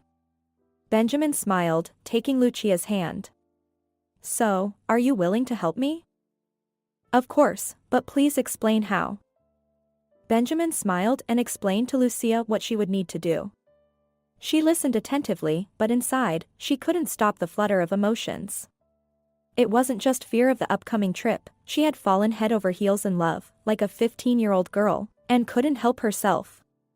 He was right there, needing her, and holding her hand tightly in his. However, Benjamin either didn't notice it or simply chose not to acknowledge it. The next morning was overcast, with dark clouds looming over the city, as if ready to unleash heavy rain at any moment. As Lucia stepped off the bus, she shivered. The bus station was crowded with people rushing from one side to another, dragging heavy suitcases or carrying travel bags. The big city was noisy, busy, and unwelcoming, a stark contrast to the place where Lucia had spent her entire conscious life. For a moment, she stood still, feeling lost and bewildered. The place where she had been invited for the interview was just a 30-minute bus ride away from the bus station, but due to traffic, it took almost an hour to get there. Following all of Benjamin's instructions, Lucia entered a beautiful 3-story building and waited in a small room for Federico, who was supposed to arrive at the office any minute. Good morning, the man greeted her as he took a seat. Lucia, I carefully reviewed your resume, and you're a good fit for us. He stared at Lucia intensely, directly into her eyes. She felt uneasy under the gaze of those incredibly dark eyes, where even the pupils couldn't be distinguished. From the very first glance, she didn't like this man, who had a stern and arrogant expression on his face. He asked many questions, and Lucia answered them with ease. In the end, he informed her, please proceed to the HR department, and we expect you to start work in a week. All right, Lucia replied. Rosa mentioned that the person who was supposed to conduct the interview is on sick leave. Lucia suddenly spoke up. I'm glad you've recovered. She must have been referring to someone else. Our deputy is currently in an unfit state, Federico replied. Oh, I'm sorry, I must have misunderstood. I hope he'll be back soon. I'm not so sure about that, Federico said with a hint of uncertainty. Federico smiled and hurried Lucia to the HR department, just as Benjamin had predicted. As Lucia entered the spacious HR office, she was greeted by 2 employees, one of them being Veronica, a young and lively girl, and the other being Teresa, an older woman who seemed to be in her 50s. They exchanged jokes and playful banter, behaving in a very relaxed manner. Who did you have the pleasure of talking to, dear? Teresa chuckled. Was it the great Federico himself? Well, yes, Lucia replied with a smile. Ah. So Federico has become the boss recently? Lucia inquired politely. Yes, indeed, Teresa snickered while stamping some papers. He had been dreaming of sitting in Benjamin's chair. But that won't happen, our main man, Benjamin, respects him too much. Until Benjamin returns, these villains will keep playing by their own rules. Better keep quiet, Veronica whispered, giving Lucia a sideways glance. Oh, but I'm not afraid of anyone here. I have only a few days left until retirement. And as for Benjamin, it's such a shame. He got involved with Marisol, and what did he get? She's already planning to marry someone else. With that, Teresa sighed and handed Lucia back her passport. Thank you so much, Lucia said gratefully and rushed out the door. She was in a hurry, not heading home as Teresa and Veronica might have thought. Following Benjamin's instructions, Lucia had to visit one of the offices and talk to a person Benjamin trusted more than himself. When she emerged from the office half an hour later, she saw Marisol in the parking lot. The ex-fiancé of Benjamin was fussing around a luxurious car, probably twice as expensive as Lucia's apartment. Federico stood beside her, holding her by the waist and telling her something. Lucia managed to slip by unnoticed and hid behind some bushes for a while, observing Marisol. When Marisol disappeared inside the building, still with her companion, Lucia finally headed home. In principle, I suspected as much, Benjamin said when Lucia recounted what she had seen. What do we do now? When I start working and run into Marisol, they will figure us out immediately. Besides, the housing issue is still unresolved, we need to find an apartment. Just don't go, Benjamin replied. But they already hired me, Lucia reminded him. Why did I go through the interview and HR process then? Is there really no job in the end? Why not? Benjamin was surprised. You'll take up that position, just a little later, once I resolve the issue with the person responsible for my memory loss. 3 days went by, and Lucia couldn't find peace.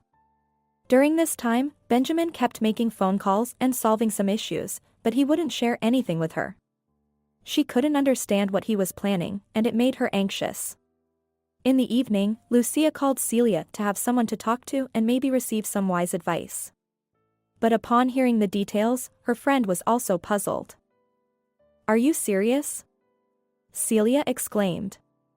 Just think about it, Lucia. If everything that happened with him was carefully planned, he is now living in your apartment. Oh, please, Lucia sighed. I understand everything myself, and I know the consequences too. Run away from there. Maybe you can stay at my place? Besides, I'm on vacation, and my husband is always working late. Soon I'll get so bored that I'll start doing renovations or assembling the baby crib. By the time I wait for my man, the child will already be going to school. Celia, you're due in January, and it's only October now, Lucia laughed. But thank you for the offer and your concern. I have to decline, though. I can't just leave him alone, you know? Lucia, it's love. No. Well, of course, no, Celia agreed sarcastically. All right, maybe you're right, Lucia conceded. But it's sad that Benjamin doesn't feel anything for me, except gratitude. Let's hope that everything will be fine with him. Federico shivers at the thought of that. You know, he's such a creepy guy. Anyway, I won't bother you anymore. Tell me how you're doing. We really need to meet while I still have some free time. Take care, my friend, Celia sighed and proceeded to share her own news. Early in the morning, when it was still quite dark outside, Benjamin's phone rang. He immediately grabbed the receiver, listened to the caller, and then exclaimed. Gotcha. What? Yawned Lucia, wrapping herself tighter in the blanket. Who got caught? Federico, my beloved colleague and former friend. I don't understand anything. Everything will be explained later, smiled Benjamin, heading to the bathroom. I need to go to work, everything will be resolved today. And you're going alone, it's so far and... Benjamin stared at Lucia, struggling to hold back a smile. You're so concerned about me? Yes, I'm really lucky, he said, then added, get ready quickly, we have a challenging day ahead. Can you tell me what you have planned? For starters, I want to show some papers to the director. Let me make breakfast. An omelette with cheese and pieces of sausage. Just the way you like it. Hurry to the bathroom, time waits for no one. After bidding farewell to her savior in the kitchen, Benjamin took charge of the household chores.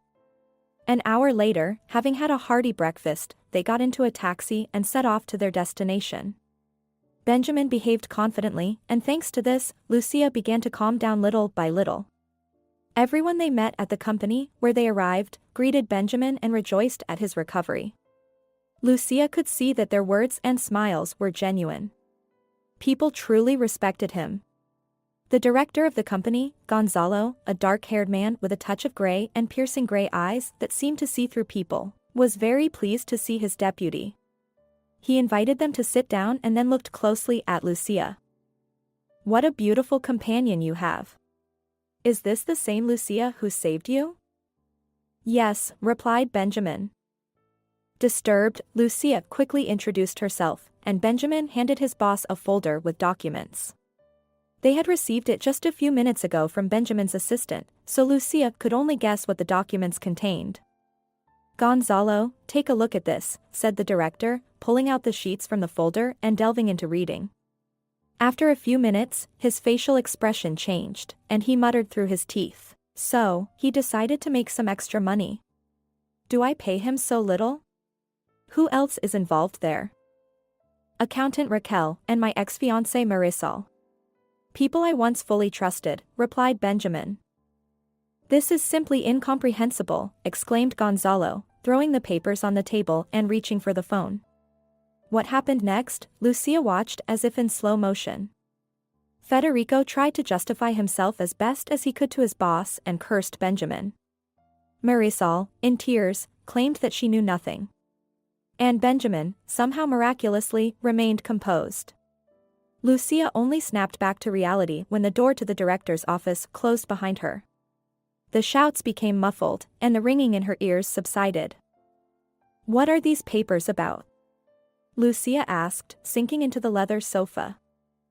It's not easy to explain right away, Benjamin said, sitting down next to her and furrowing his brow. Federico has always dreamed of becoming the deputy director, Gonzalo's right hand. And the only person standing in his way was me. The position of deputy director was prestigious and quite responsible. However, Federico desired it not out of a love for his work but because he adored money, much more than anything else in his life. He might have achieved his goal and secured the position after a couple of years if it weren't for love. Beautiful, confident, and unattainable Marisol captured his heart. She was like a living dream, and Federico fell in love. For half a year, they hid their relationship from everyone. He pleaded with her to leave Benjamin, promising that they would be happy together, but Marisol only rolled her eyes. Benjamin is the deputy director, he earns well, and he can provide me with a comfortable life. But who are you, Federico? Who, she sarcastically asked, rejecting his latest proposal. After enduring this for a few weeks, Federico found a way out. He just had to get Benjamin out of the way. And then he could live as he pleased. The plan was quite simple. He hired someone to get rid of Benjamin. I'm not sure what Federico wanted, to scare me or get rid of me altogether, but he didn't account for one detail. You.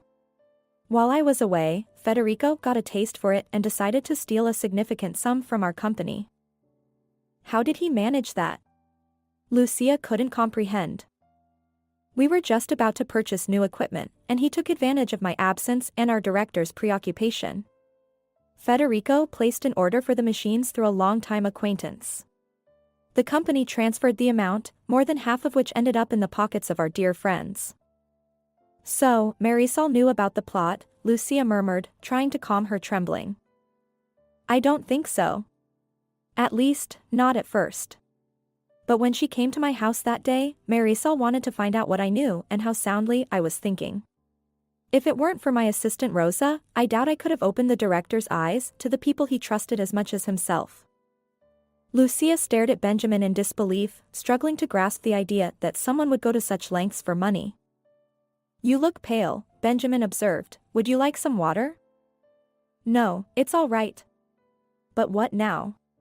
What will happen to Federico and to your? She's no longer mine. And as for Federico, let the director deal with him. It's no longer our problem, Benjamin replied. As they say, the competent authorities will take care of him. At least, my position won't be his to take. And what about you, Lucia? I expect you to be at work next Monday. Please don't be late. So, that's why I had to get a job? Lucia protested, so there would be nowhere else to go? Exactly. Besides, I took a look at your resume. I pulled it from the dresser the day before the interview while you were washing up. It suits me just fine. Benjamin smiled. The following days were restless. Benjamin had visited the investigator and reluctantly picked up his phone. He hesitated before answering any calls. Despite Lucia's attempts to ask him what was going on, Benjamin would only joke, though his appearance showed deep concern. One evening, while Benjamin locked himself in the bathroom with the shower running, Lucia couldn't resist. She cautiously picked up his phone and started looking through the call history. And then she opened a message. She should not have done that.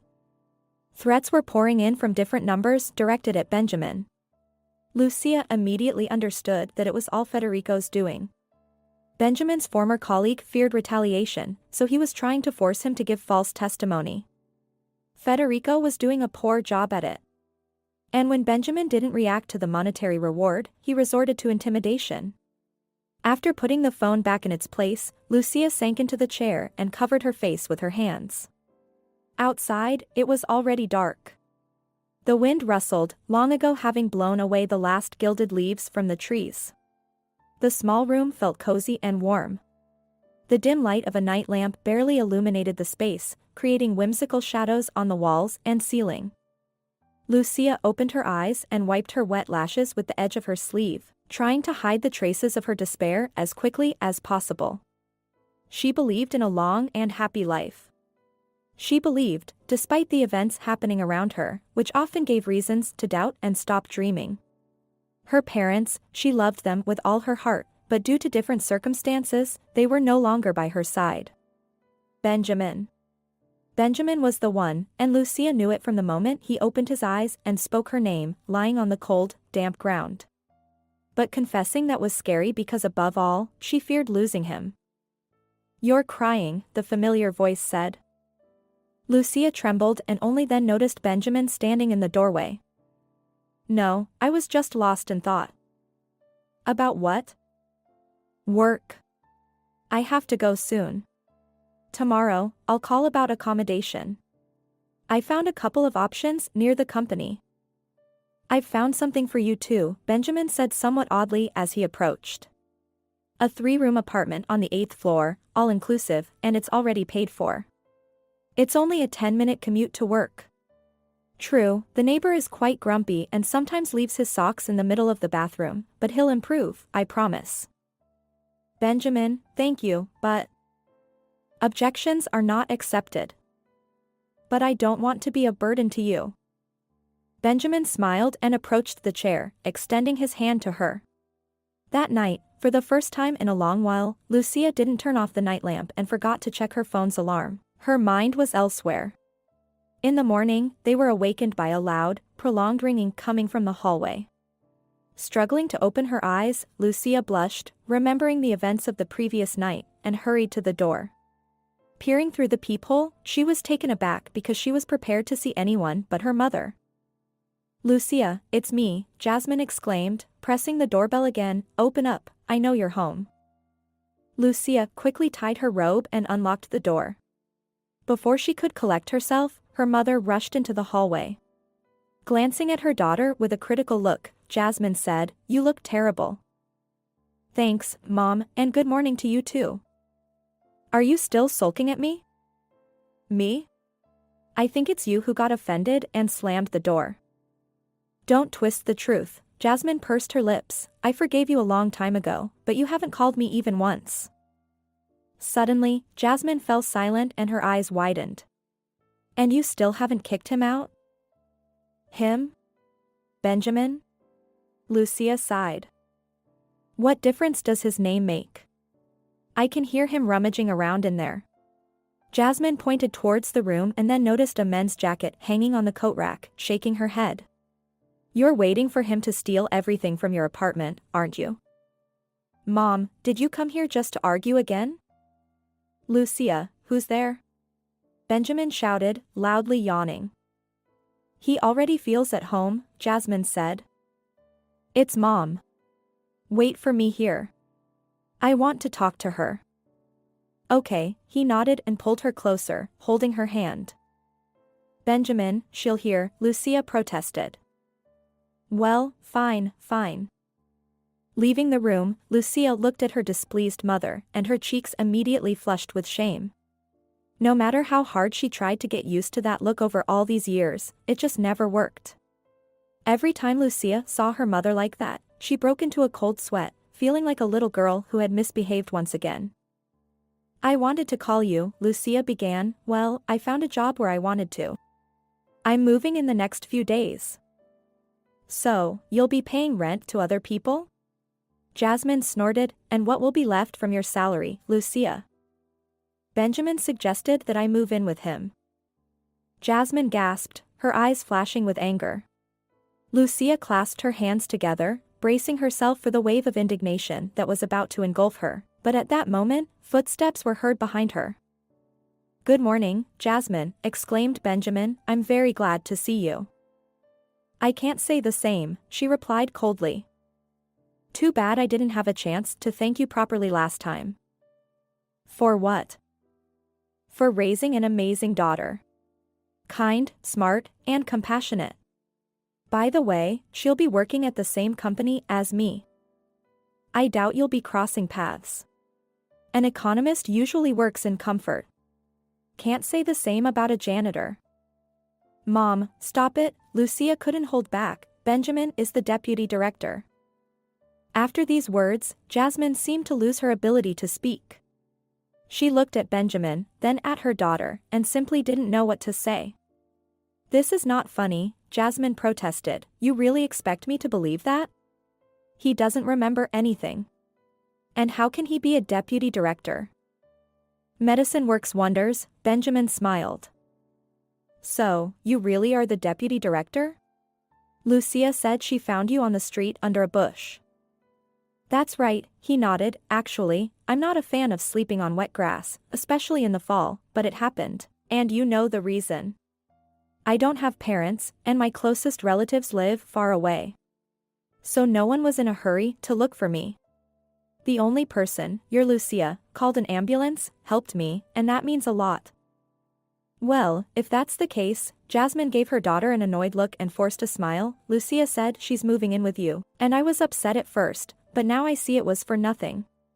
"Well, I won't bother you then." "Mom, are you leaving already?" "Stay, Jasmine, let's have some tea and chat," Benjamin offered. No, I have so much to do. I just stopped by briefly, wanted to make peace."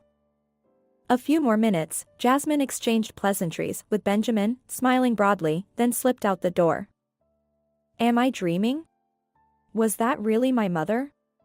Lucia whispered. "Definitely," Benjamin grinned, embracing her waist. "What surprises you?" "She's in a good mood and even allowed me to move to another city." "To you, that is." "Well, then you just have to agree," he said.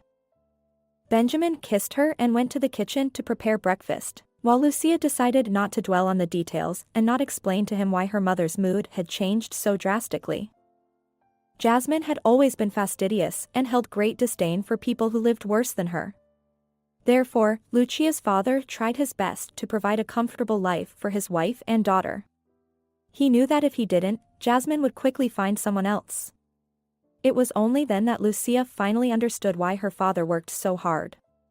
He was born into a poor family and didn't have the opportunity to receive a good education, and he always felt embarrassed to tell acquaintances that he worked as a simple truck driver. Yet, Jasmine would put him in his place every chance she got, reminding him of who he was and who she was.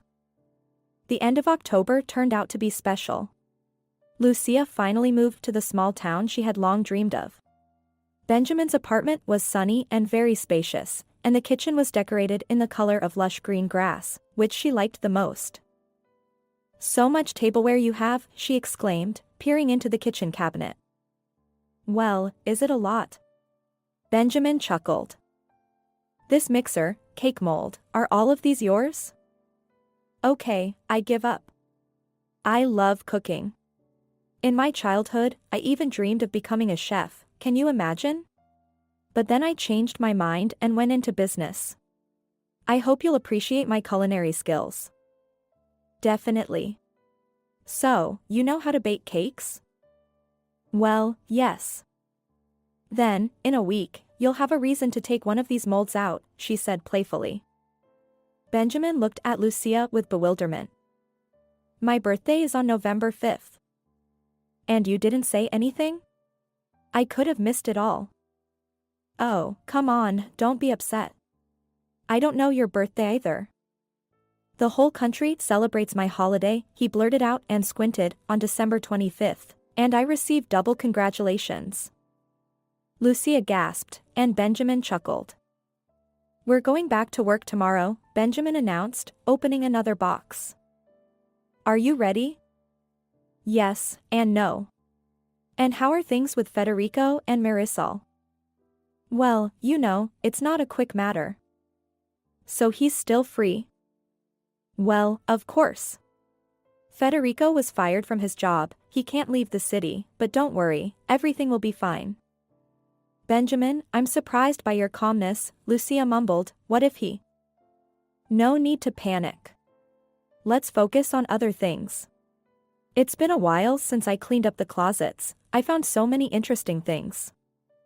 He smiled and headed to the corridor for another box. Lucia watched him go and felt an inexplicable sense of anxiety. She knew that anything could happen in the near future. Her first day at work became a real trial, not because of the new documentation or getting to know colleagues, but because of unexpected news. At noon, when most employees had gone for lunch, Benjamin sent Lucia a message asking to meet. Oblivious to what was going on, she strolled down the long corridor paved with expensive brown tiles. Benjamin was waiting for her by the door, visibly agitated. Come in, he said. What's happened? Lucia asked. Listen, I don't even know where to start, sighed Benjamin, sinking into a chair. You better sit down. Federico has left town, maybe even the country.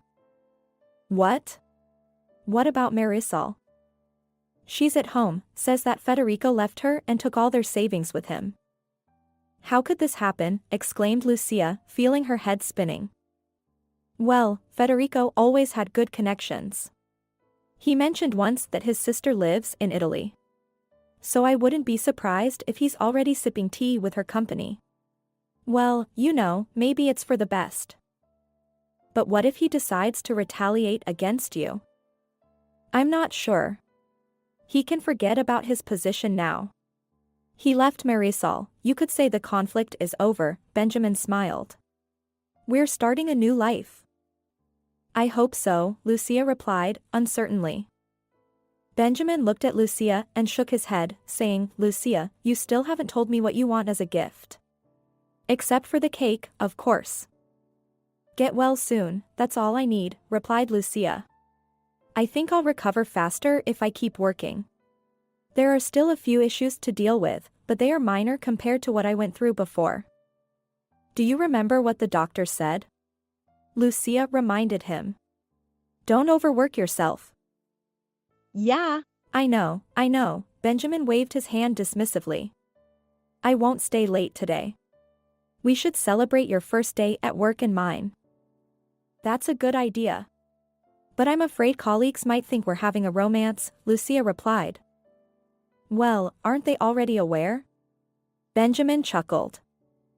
I'm not sure about the tech team, but the HR department colleagues already congratulated me, Lucia explained. Teresa and Veronica. Oh, they saw that you gave me a ride to work. Well, your colleagues seem like friendly ladies, and we had coffee together, so don't judge them too harshly, Benjamin laughed. I'm glad I made some friends. Marisol couldn't get along with them, Lucia said, and then quickly added, sorry, I didn't mean to compare. Compare? Lucia smiled. No worries. Is Marisol still around here often? She used to come every other day, but now, I hope we won't run into each other again, Benjamin replied. With a satisfied nod, Lucia stood up and prepared to leave. And what about a kiss from the boss? Benjamin asked teasingly, drawing out the words. But of course. Lucia replied, playing along. When the first workday came to an end, Lucia got into Benjamin's car and immediately received an invitation from him to a restaurant. Maybe we should go to a cafe instead? There's a lovely place just across from your house, Benjamin suggested. Are you serious? Lucia asked. Of course. I'd feel more comfortable laughing and eating pizza with my hands than trying to manage all those utensils, he replied. I understand. I'm not a fan of fancy places either, but I have to go to them quite often. And that cafe serves delicious pizza, I can vouch for it, Lucia said. I'm glad your memory of me is coming back, Lucia remarked. Well, let's see how well you remember the menu. Laughing, he stroked her hair and started the engine. The car purred pleasantly and moved smoothly within seconds. The evening in Benjamin's company was simply wonderful. It was their first dinner outside their homes, exchanging their casual favorite attire for formal wear. Benjamin looked so dignified and masculine in his expensive suit and blue shirt that Lucia couldn't take her eyes off him. He was almost back to his old self. His mind was clear, and dizziness was gone. His gaze, once murky and weary, now shone brightly with happiness. Of course, he still needed to visit the doctor and continue his treatment, but the worst was behind him. The week flew by unnoticed. The morning Benjamin had been eagerly anticipating finally arrived. As Lucia opened her eyes, she gasped in surprise. Colorful balloons filled the entire ceiling of the bedroom. Sleep vanished instantly.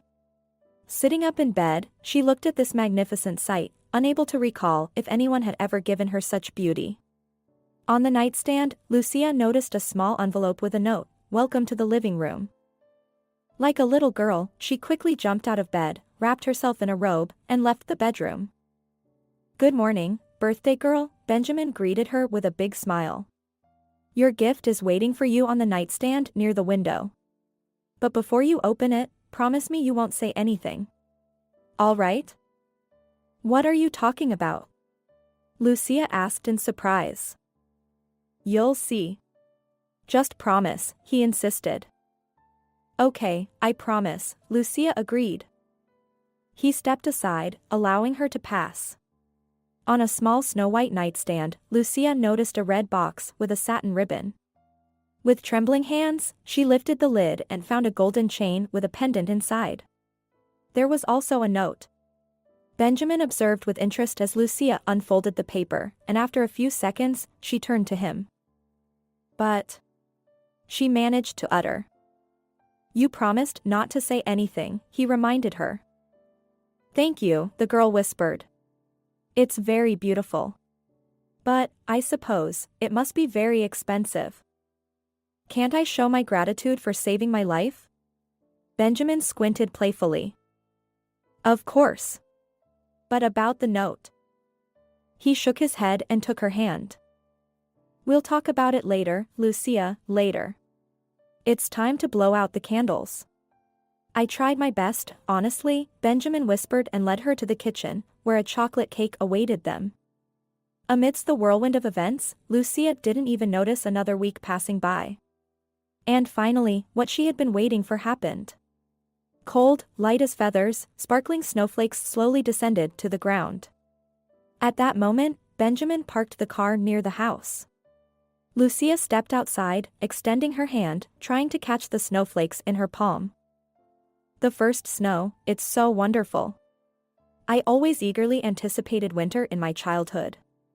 Christmas is coming soon," she said. "By the way, have you thought about where you'll celebrate it?" Benjamin asked. Lucia turned sharply. "And you?" "Well, I'd like to celebrate it with you. And it doesn't matter where, to be honest. We could invite your mother if she's available." "No need to," Lucia replied. "Why not?" "Well, my mom, how can I put it gently, doesn't like celebrating holidays with family. She attends work parties, friends' birthdays, but not at home." "But don't tell me you never had a Christmas tree," Benjamin remarked. "No, we did, of course. But there were no festive gatherings. Because around 11 p.m., my mom would always go to bed." "That's odd." "You mean to say she's a strange woman?" Lucia corrected him. "You know, I'm used to it. Of course, she's my mom, and I should love and cherish her. But you know, it's easier for me to do that from a distance. Not to let her into my life, and especially not to invite her for celebrations." Benjamin sighed and embraced Lucia. "Let's go to your place," she whispered softly. "It's our place, Lucia, it's ours," he replied. Oh, a familiar voice sounded. Lucia and Benjamin turned around and noticed Marisol. She stood nearby, crossing her arms over her chest, observing the couple with a look that made Lucia feel like Marisol was taking lessons from Jasmine. "What do you want?" Lucia asked. I see you're not happy to see me, Marisol said. Well, we need to talk, and it's better to do it in private. We have nothing to talk about, Lucia replied. Usually self-assured and slightly haughty, Marisol suddenly changed her demeanor. Tears welled up in her eyes, and her lips trembled. Please, Benjamin, it's very important, she pleaded. I'll wait for you, Lucia suddenly said. Are you sure? Benjamin asked. Of course, I'll put the kettle on, and it's so cold outside, warming up won't hurt, Lucia said, forcing a smile. She pecked him on the cheek and disappeared into the entrance. Lucia reached the 8th floor on foot, scolding herself for what she had done. The prospect of leaving Benjamin alone with his ex-girlfriend did not bring her any joy. Yet, she knew she had no right to forbid him anything. Deep down, Lucia believed that Benjamin would never go back to Marisol. His former fiancée had treated him too cruelly, abandoning him when he needed her the most. Upon entering her apartment, Lucia quickly took off her boots, hung her coat on the hanger, and walked into the room, pressing herself against the window. Benjamin and Marisol were still standing in the parking lot. Benjamin gestured quickly, saying something, while Marisol repeatedly tried to take his hand, as if pleading for something. Those few minutes while Lucia watched from afar felt like an eternity. The mere thought of Benjamin going back to his former flame made her heart ache. However, contrary to the bleak scenarios her imagination conjured, Benjamin managed to break free from Marisol's grasp and headed towards the building. Marisol shouted something after him and then took out her phone, pressing it to her ear as she walked away. Lucia, where are you? Benjamin called out upon entering the hallway. What did she say to you? Lucia asked, feeling flustered as she approached him. She asked me to stop investigating the assault case, he replied. And what did you say? She swore that she loves Federico and dreams of marrying him, so I feel obligated to help him. After all, it's my fault. It's my fault that Federico has to go into hiding. But he stole money from Marisol and left her. It seems that fairy tale was concocted for the investigation, and in reality, he hasn't left the country yet. What are you going to do? Nothing. I won't change my statement, that would be going too far. For the past year, Federico has been dreaming of taking my place. He did everything to get me fired, Benjamin sighed. When Marisol realized that I wouldn't save her beloved, she wanted to blame me for all her troubles, but then... He chuckled, then she changed her mind and asked me for a loan. A little something, just a couple of million. How much? Lucia gasped. Yeah. I was surprised too, Benjamin said. But I guess it's not surprising with her. And I do have the money. But where did you get that kind of money? I can't even imagine how much it is. And why would she need so much? Lucia asked, bewildered. Benjamin smiled and took Lucia's hand, guiding her to sit next to him on the couch. I'm not used to living with empty pockets. I've always relied only on myself, so I always had and still have funds for a rainy day. Marisol knows about it, and at one point, she even threw tantrums because I wouldn't agree to buy her a new luxury car. Don't get me wrong, I wasn't stingy, but that car cost twice as much as this apartment. And she wasn't satisfied with a slightly less fancy model. I may be the deputy director, but I'm far from being an oligarch, Benjamin explained.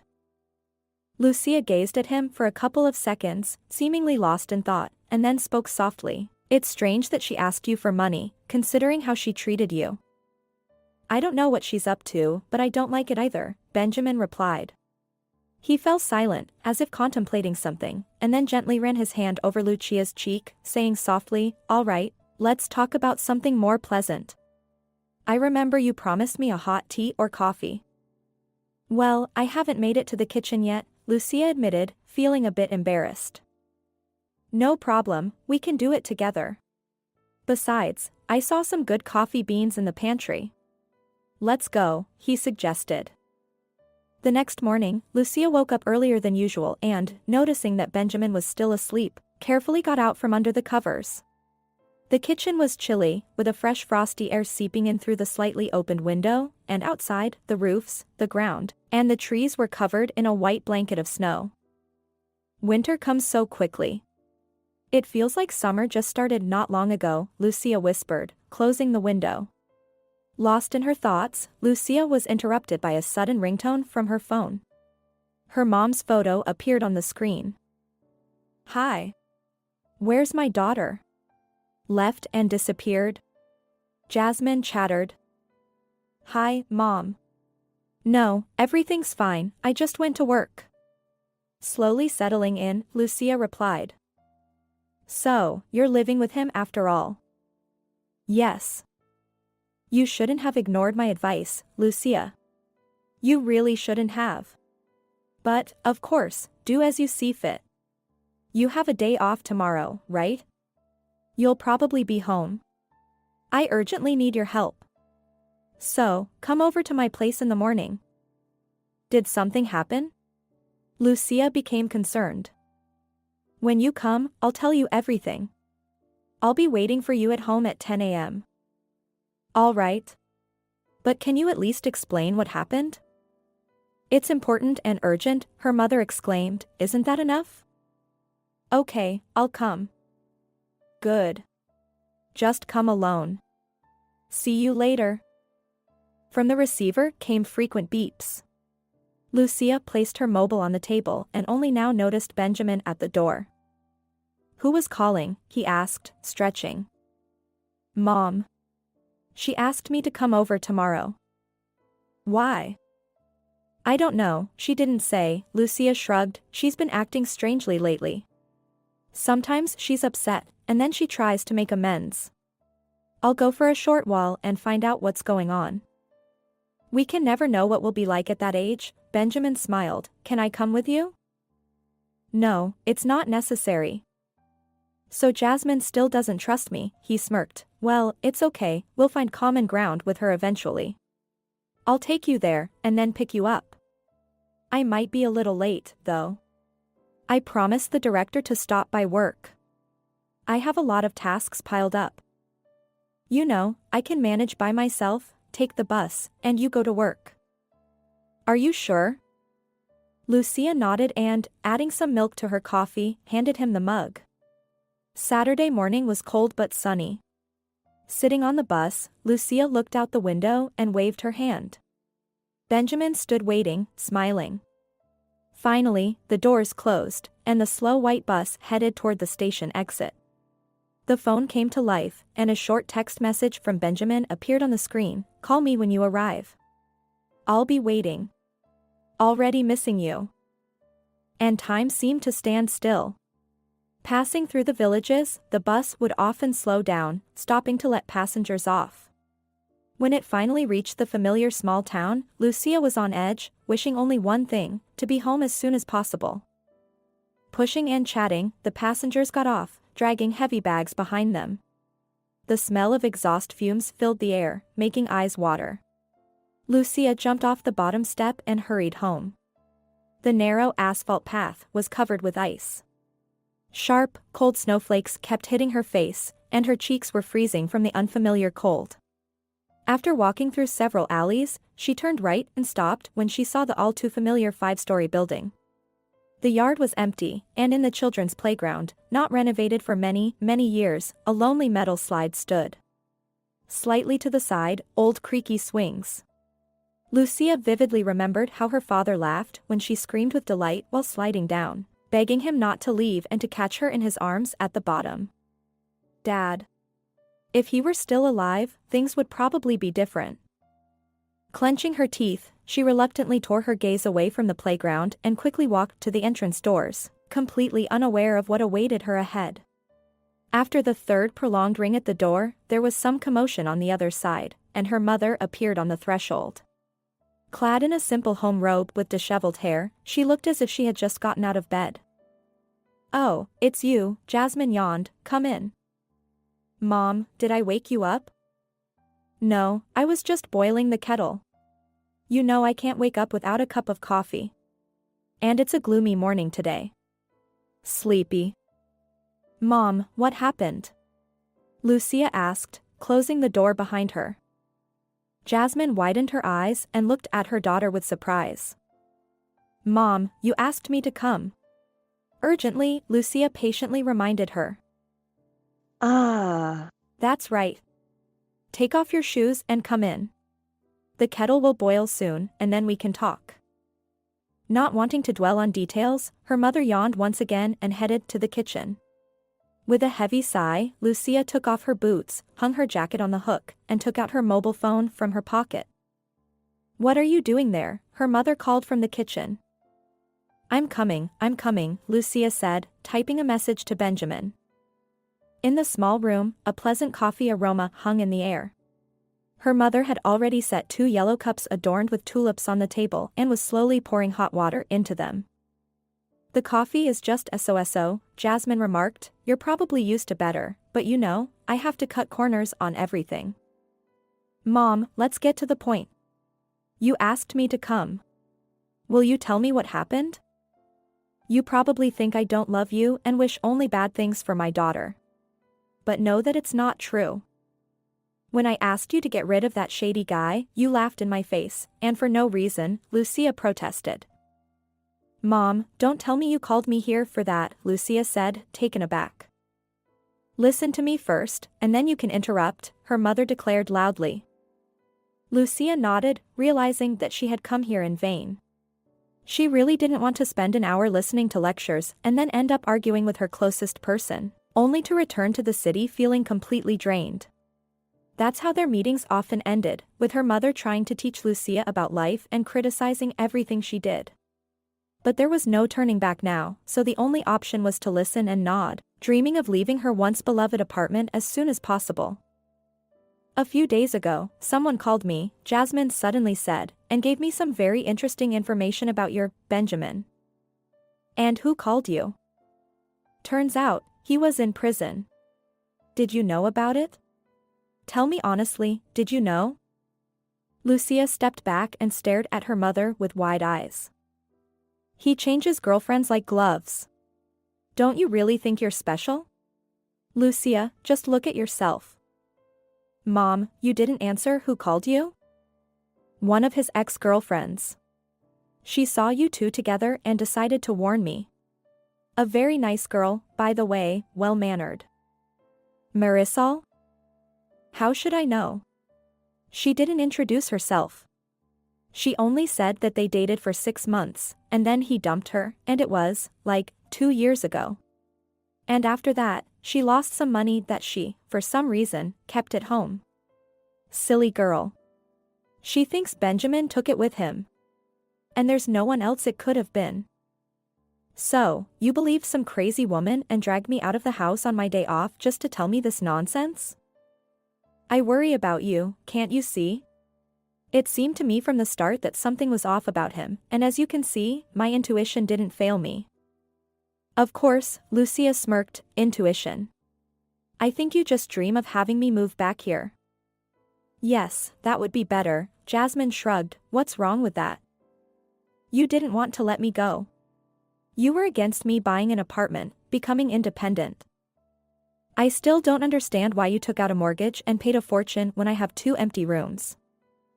Even if things don't work out with Benjamin, I won't come back here. Ever since Dad passed away, all we do is argue. Mom, you just have no one else to vent on. What are you saying? I loved him too, Jasmine whispered, her eyes glistening with tears. Yes, we argued sometimes, but who doesn't? When I was left alone, I was scared, you know. If you had come back home, everything would have been different. With a heavy sigh, Lucia sat down on a chair. We can't seem to live peacefully, and you know that, Lucia said quietly. Benjamin has nothing to do with it. I don't understand why you've turned against him. Or are you afraid that I'll have my own family? Don't you want me to be happy? Wiping a tear from her cheek, Jasmine lowered her gaze to the floor. She looked so vulnerable and defenseless that Lucia couldn't help but feel sorry for her. Mom. No matter who she was still her mom. If I get married, it doesn't mean you won't be a part of my life anymore, Lucia whispered, taking her mother's hand. And I don't believe any of these stories about Benjamin. It was probably Marisol, his ex, who called you. And she has a reason to be angry with him. I feel so alone, Jasmine sobbed, her shoulders shaking with tears. Then let's go back to the city. I invited you with me. We could buy an apartment nearby and see each other often. Jasmine smiled through her tears. I'll think about it. Drink your coffee, I'll get some pie. I completely forgot about it with all these conversations, and I made your favorite, with cherries. Thank you. Do you really love him? Yes, Mom, I do. Okay. I'll try to get used to him, her mother sighed and stood up. As she wiped her tears, she opened the fridge, and Lucia felt a warm sensation, finally breathing a sigh of relief. Everything that the mysterious stranger said, she considered lies, so it didn't bother her at all. Let me help, Lucia quickly said, taking a plate from the cupboard. A couple of hours of heartfelt conversation later, they reluctantly bid each other farewell. Lucia put on her jacket, tightly wrapped a scarf around her neck, and hugged her mom before leaving the apartment. As she descended the stairs, she suddenly remembered that she had promised to call Benjamin. The phone took a moment to locate. With it in her hands, she had already reached the first floor, where it was as dark as usual. She pressed the button to unlock the screen when suddenly, Lucia felt an unbearable pain in the back of her head, and then everything went dark. Her eyes didn't want to open, and her consciousness was muddled. The voices around her wouldn't stop, demanding that she wake up. Lucia. Struggling against the overwhelming desire to fall back asleep, Lucia opened her eyes slightly. The unfamiliar pale room spun around her, and the floor and ceiling seemed to switch places. Lucia, finally, exclaimed a painfully familiar male voice.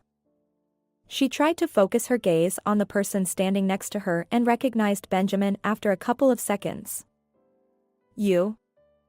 Don't worry, everything is fine. Do you remember me? Benjamin, what happened? Lucia mumbled, glancing around the room, which turned out to be a hospital ward for some reason. Benjamin's face changed, and he reluctantly replied, You fell, but it's nothing serious. There are very good doctors here. Do you remember my doctor, Emmanuel? He promised that you'll recover quickly. I was hit? Yes, but let's talk about that later. Rest. I managed to persuade the nurses to let me see you. Sleep. I'll come back later. Obediently closing her eyes, Lucia once again sank into the dark abyss, surprised at how quickly she could fall asleep, something that had never happened to her before. Several days passed, during which Benjamin constantly visited Lucia. He joked that he was paying off his debt with buns and fruits, told her about work news, and described how the snowdrifts grew with each passing day. But he never mentioned what had happened. Whenever Lucia brought up that fateful day, he would immediately change the subject. But on one of the days when Lucia was feeling much better, she declared, An investigator came to me today. He asked a lot of questions, but I still don't know much. If you don't tell me the truth, I'll ask the nurses not to let you into the ward. Are you serious? Benjamin was surprised. Of course not, but I want to know what happened. Please. Benjamin leaned towards her and said with regret, What happened was that I shouldn't have let you go alone to your mom's place. When you didn't call, and your phone was turned off, I rushed to the road to find you. But I didn't know where you or your mom lived. Fortunately, my connections helped me, and by the time I got to the city, Rosa found out where your mom lived. When I arrived at her place, I saw a crowd near the entrance. Benjamin fell silent, and then continued quietly, A neighbor found you under the stairs on the first floor and scared off some guy. Then she called an ambulance, informed your mom about the incident. And only after that, help was needed not only for you but for her too. How is my mom? Lucia exclaimed. She's in the hospital, but she's getting better, and she'll be discharged in a couple of days. Don't worry, I'll take care of her too. Everything will be all right, I promise, he whispered. Who did this? They have already been arrested, there's nothing to worry about anymore. It was Federico, right? Wasn't it? Yes, it was him. But why? Federico decided to act in his usual way. Only this time, he didn't hire anyone, he followed you himself and waited in the entrance. I don't know what he was thinking at that moment. Maybe he hoped to keep you with him until I changed my testimony. Or maybe. Well, it doesn't matter now. He went too far, and when he realized what he had done and heard footsteps on the stairs, he simply ran away. Mom said she received a call from some girl. Marisol? They wanted to lure you out of the city far away from me. And Jasmine was just worried about you and, of course, knew nothing about Federico's plans. Marisol knows how to be convincing. He moved closer and gently stroked Lucia's head, trying to comfort her somehow. And what will happen to them now, she murmured. They will receive the punishment they deserve. And this time, they won't escape. With her nose pressed against his shoulder, Lucia let out a relieved sigh. Now everything was supposed to be fine. She wanted to believe it so much. And a week later, when all the trees and the ground were covered in a sparkling warm blanket of pure white snowflakes, the day of discharge arrived. Lucia was more excited than ever and eager to see her mom. Jasmine had been discharged 5 days ago, and she was already back home under the care of an experienced nurse whom Benjamin had hired despite Lucia's mother's protests and objections. There was no reason to worry, but Lucia still wanted to talk to her as soon as possible. Let's go see Mom, Lucia asked as soon as Benjamin entered the room. But you need rest, he replied. I'm begging you, I need to see her. And then you can take me to your place and tuck me in, I promise. Not to my place, but to our place, Benjamin sighed. He looked Lucia up and down and smiled. What's wrong? I can see you're already on the road to recovery, you even dressed yourself, he teased. Lucia frowned and intertwined her fingers. Seeing this, Benjamin laughed. All right. Don't be mad. Men need help, but you women are independent. I remember when I was discharged, you wouldn't even let me tie my shoes by myself. It's not funny at all. Why not? Benjamin, I really want to talk to her. Okay, he smiled, the discharge is ready, so we can go. You'll see your mom, and then we'll go home. He took her hand and led her into the corridor. As they descended to the ground floor, Lucia suddenly noticed Estella. The fair-haired woman immediately broke into a smile. Oh, Lucia, Benjamin, how glad I am to see you together here. Hello, Lucia smiled, blushing. Take care, both of you, Estella said, of course, I'll miss you, but I hope there won't be any more need for you to come here as patients. You'd better visit us just for fun. We will, for sure, nodded Benjamin, we'll drop by when we send out the wedding invitations. You'll come, won't you? Of course, replied Estella. Lucia widened her eyes and stared at Benjamin, but he just smiled as if nothing unusual had happened. After saying goodbye to Estella, he led Lucia to the car. Did I hear correctly? She inquired. Yes, but it all depends on you. Let's discuss it at home. Alone. He opened the car door and, hiding his smile, helped her fasten the seatbelt. When they arrived home, Jasmine opened the door, and upon seeing Lucia, she smiled uncertainly. Her facial expression didn't give away whether she was genuinely happy to see her daughter or not. Hi, Mom, Lucia's voice trembled betrayingly. Come in, Jasmine waved her hand. Then, with reproach in her eyes directed at Benjamin, she added, you can take your nurse with you. Right now. I'm not at the age where I need someone to look after me. I can handle the doctor's orders myself. I understand that you haven't gotten along with her, sighed Benjamin. I don't need anyone's care, and I won't repeat it again to you. All right. Then I'll ask her to leave. Well, that's just fine, grumbled Jasmine and walked back to her room. A plump middle-aged woman with a waffle towel in her hands peeked out from the kitchen. She had short dark hair, kind gray eyes, and a slight blush on her cheeks. Smiling genuinely, the stranger exclaimed, Hello, Benjamin. And you must be Lucia. Your mom is doing well, blood pressure is normal. But her mood. Hello, Benjamin sighed. About her mood, I noticed.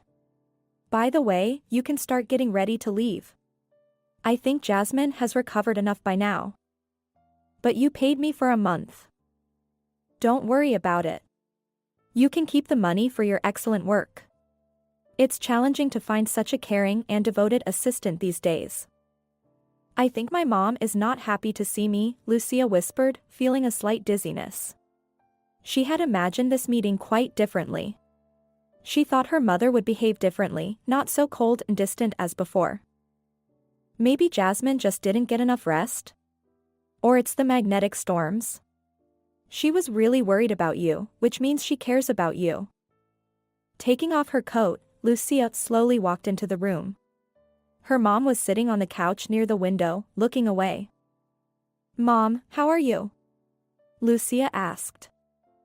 Fine, Jasmine replied. Are you angry with me? Am I angry? Jasmine said, very. Because you got involved with that guy.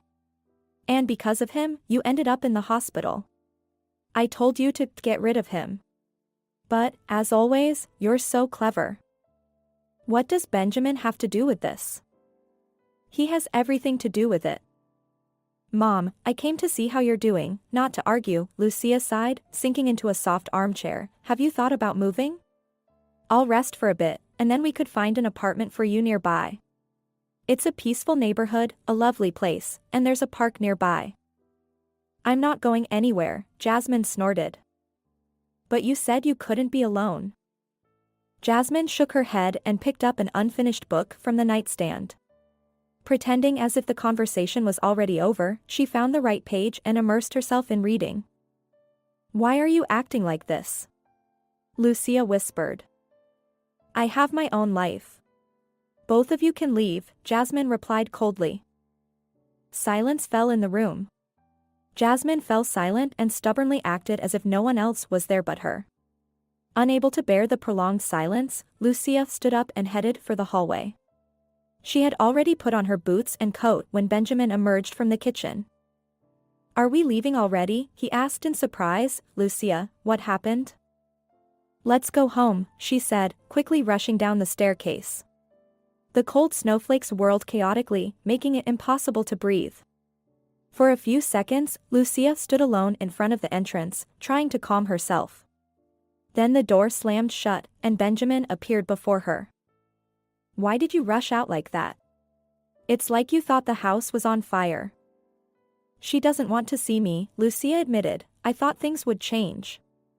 That we could communicate, but, no. All right, here's the plan, he said, we're going home now. I'll tuck you into bed, prepare a delicious dinner, and we'll peacefully enjoy the quiet. As for your mom, I don't know what else to say. She loves you, Lucia, but in her own way. Forcing a smile, Lucia nodded. By the way, I have a little surprise for you. Remember that note I left you on your birthday? Of course. Well, there you go, he embraced her tightly, then took her hand and led her to the car. Don't be upset, Lucia. By the way. What? I love you, he said and smiled. Let's go home. They reached home fairly quickly, enjoying pleasant music and admiring the beauty outside the window. Snow covered everything, and even the branches of ancient firs were draped in a white veil, glistening in the headlights' light. Upon entering the apartment, Benjamin helped Lucia take off her outerwear, and as promised, he tucked her into bed. Just to warn you, she declared, I won't stay lying here all day. You promised to listen to me, he replied. But, Benjamin, I'll go crazy from boredom. Yes, it wasn't fun for me either, he reminded her, but don't worry, you won't be bored. Wait a moment, I'll be right back. He winked at her and left the room, only to return a couple of minutes later with a bouquet of flowers in his hands. Is it my birthday again? Lucia smiled. Benjamin shook his head and sat on the edge of the bed. Do you remember the question from the note? Of course, she blushed. So, what's your answer? I think Lucia Alonso sounds beautiful. Don't you like it? He asked. I do, but why didn't you let me answer right away when I read the note?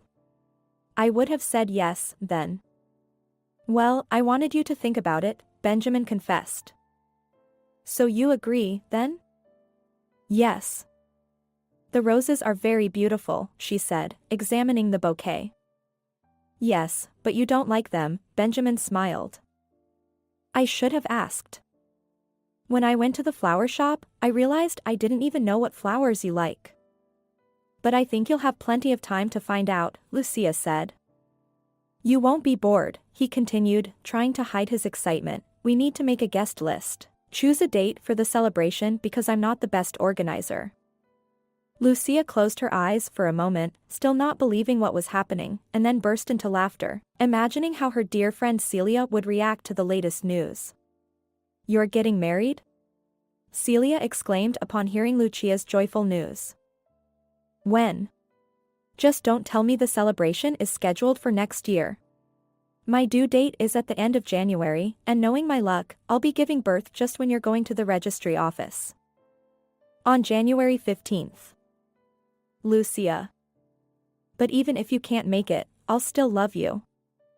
You bet I'll be there, no doubt. It's a shame it's not in December. You could have had it on December 25th, for example. 2 celebrations in one day, Celia laughed. That won't work. It's Benjamin's birthday on that day, Lucia informed her. And what about your mom? Remembering her last encounter with her mom, Lucia's expression darkened, and she listened to the sounds coming from the kitchen. Benjamin was still busy preparing something, making clattering noises with the dishes, so he couldn't hear her. I think my mom won't come, she said reluctantly. Did you have another argument? Telling her friend about the conversation with Jasmine and describing her reaction to Benjamin's help, Lucia fell silent. She felt upset for Benjamin, as he meant well and hadn't done anything wrong to Jasmine. Moreover, she seemed to have lost hope of ever having a normal relationship with her mother. You know, I have a feeling like she's upset with you for something or maybe even jealous of something, Celia said. After Dad's death, she became very irritable. We didn't get along well even before, and now it's even more complicated. For now, just leave her alone, her friend advised, maybe things will change with time. Anyway, I'm really happy for you. Fernando was thrilled when I told him. Lucia smiled. Fernando? Yes, I liked the name Leonardo, and so did he, Celia replied. It's a wonderful name, Lucia confirmed. We should meet. I haven't seen your Benjamin yet. You know what? You're right, Lucia exclaimed, it's almost his birthday, and if you're not too tired, I suggest we celebrate it together? Me? Tired? I'm going crazy sitting indoors all day while Leonardo works all day, Celia said, let's meet and get to know each other. Great. At our place? Of course. Tell Benjamin he's going to have a very noisy birthday. They laughed and chatted for a few more minutes before saying their goodbyes. As Lucia was about to put her phone on the nightstand, Benjamin entered the room. Give me the number of this magician who made you smile, he declared loudly.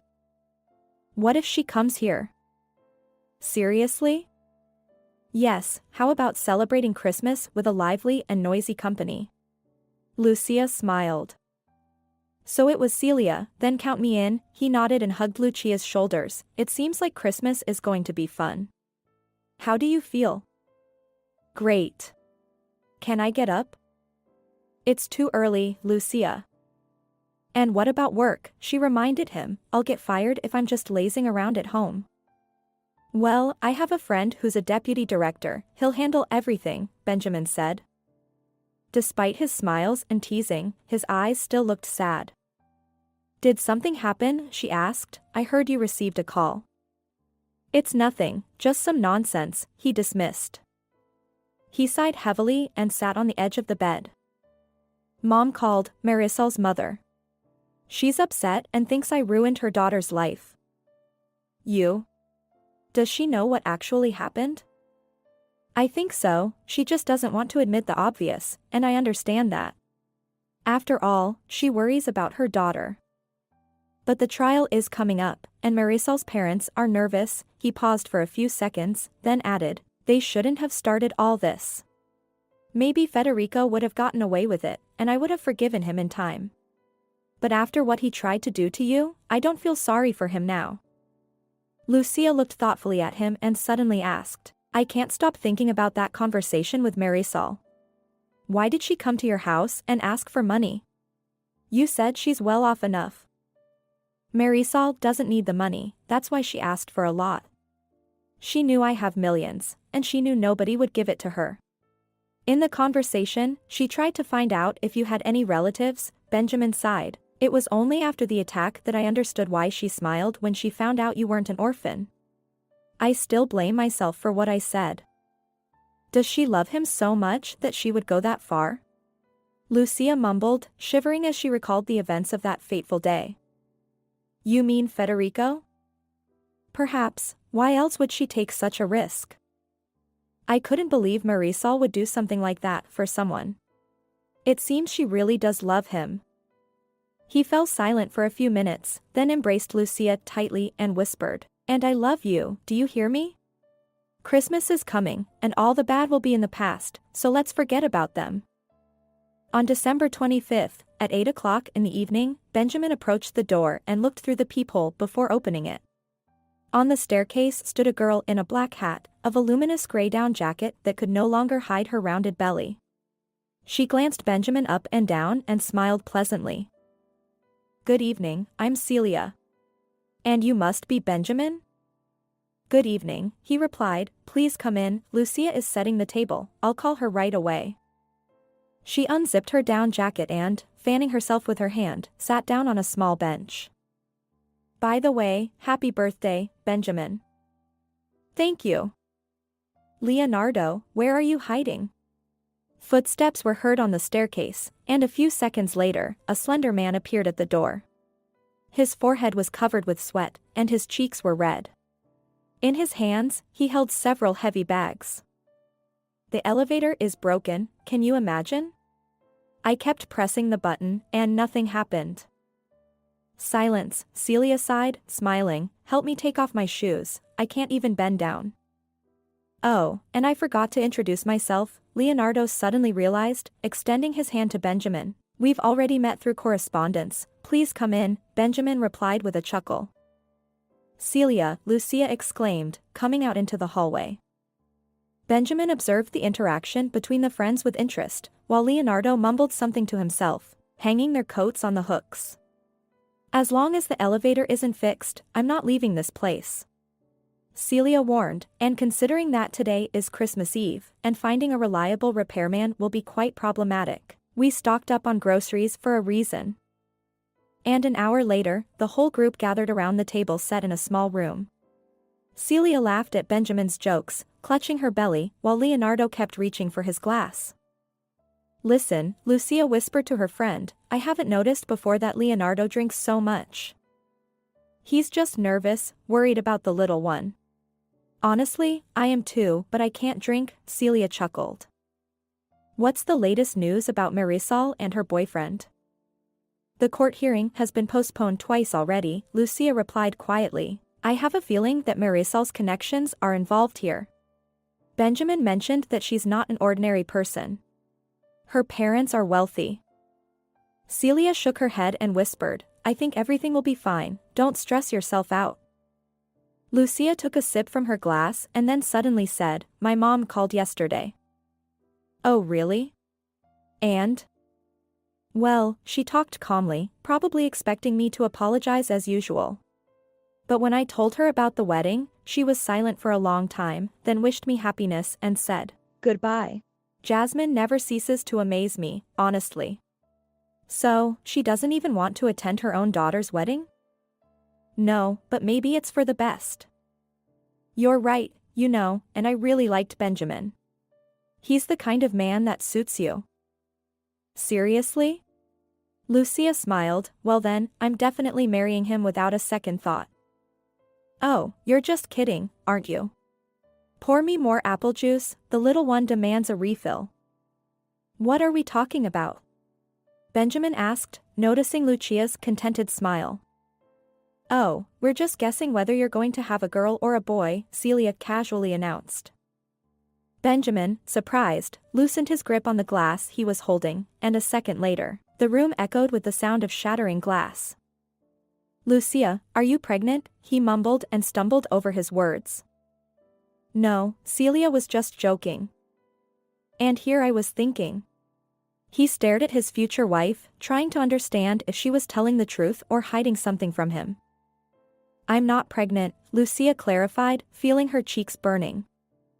All right, Benjamin sighed, looking at the shards near the table. Dishes break to bring good luck, Celia recalled. You won't even have time to look back, and Lucia will be on maternity leave. That's why I came to visit you. Lucia rolled her eyes and went to get a broom in the bathroom. In the corridor, she bumped into Benjamin, who looked agitated. So, is it true? He asked softly, hugging her around the waist. You? No, we just haven't talked about it. Would you want to? Of course, he exclaimed, and you? Lucia silently nodded. They stood there motionless for a few seconds, then Benjamin placed the broom on the floor and hugged her tightly, whispering something very pleasant in her ear. Her face lit up with a smile, and her eyes betrayed the tears of joy. 3 months had passed. On that cold spring morning, Lucia grabbed a hefty bag from the hallway and, a few minutes later, stepped outside. Benjamin was waiting for her near the entrance. Lucia, this bag is heavy. Well, I didn't know there would be so many things, she smiled. You shouldn't be carrying heavy loads. It's fine, it's just a couple of kilograms. It doesn't matter, Lucia smiled and kissed his cheek, whispering, stop worrying so much, it's only been a short while, and you're already on edge. All right, but promise me not to lift heavy things again. I promise, she smiled. I hope Celia likes the clothes I got for Fernando. He's growing so fast that I don't even know what size to buy as a gift. Will you tell her the news? Yes, of course. Even if I don't say anything, she'll figure it out on her own, but she'll be upset afterward. Your friend is quite funny, Benjamin remarked, opening the car door. Get in, my dear wife, and get warm. Settling into the chair, Lucia fastened her seatbelt and looked out of the window. Spring was approaching, its gentle breath felt in the air, and the winter that had recently ruled everywhere was about to give way to warmth. The past few months had been the happiest yet most nerve-wracking for Lucia. The long-awaited trial took place, and as a result, Federico received the deserved punishment, while Marisol, using her connections, managed to escape unnoticed and left the country. Choosing between her feelings for Federico and her freedom, she chose the latter and seemed to have no regrets about it. Celia gave birth to a dark-haired boy named Fernando, who resembled his lively and restless mother. Motherhood was not easy for her, but she tried to face everything with optimism. Lucia and Benjamin got married, and on their wedding day, Jasmine did show up at the marriage ceremony hall and congratulated her daughter on this important event. However, she refused to attend the reception, citing urgent matters. Lucia took her mother's behavior calmly. She had given up hope of building a close relationship with her and stopped playing the role of a dutiful daughter. A month later, Lucia discovered that she was pregnant and now had to share the news with Celia, the one person who had believed in her and supported her when she took in a nameless and forgotten stranger from the streets, a person without a past and in need of help, from whom everyone else turned away. An amazing story, isn't it? Thank you for listening till the end. I sincerely hope that you truly enjoyed it. Don't forget to subscribe to the channel and rate this video. See you in the comments and in new releases.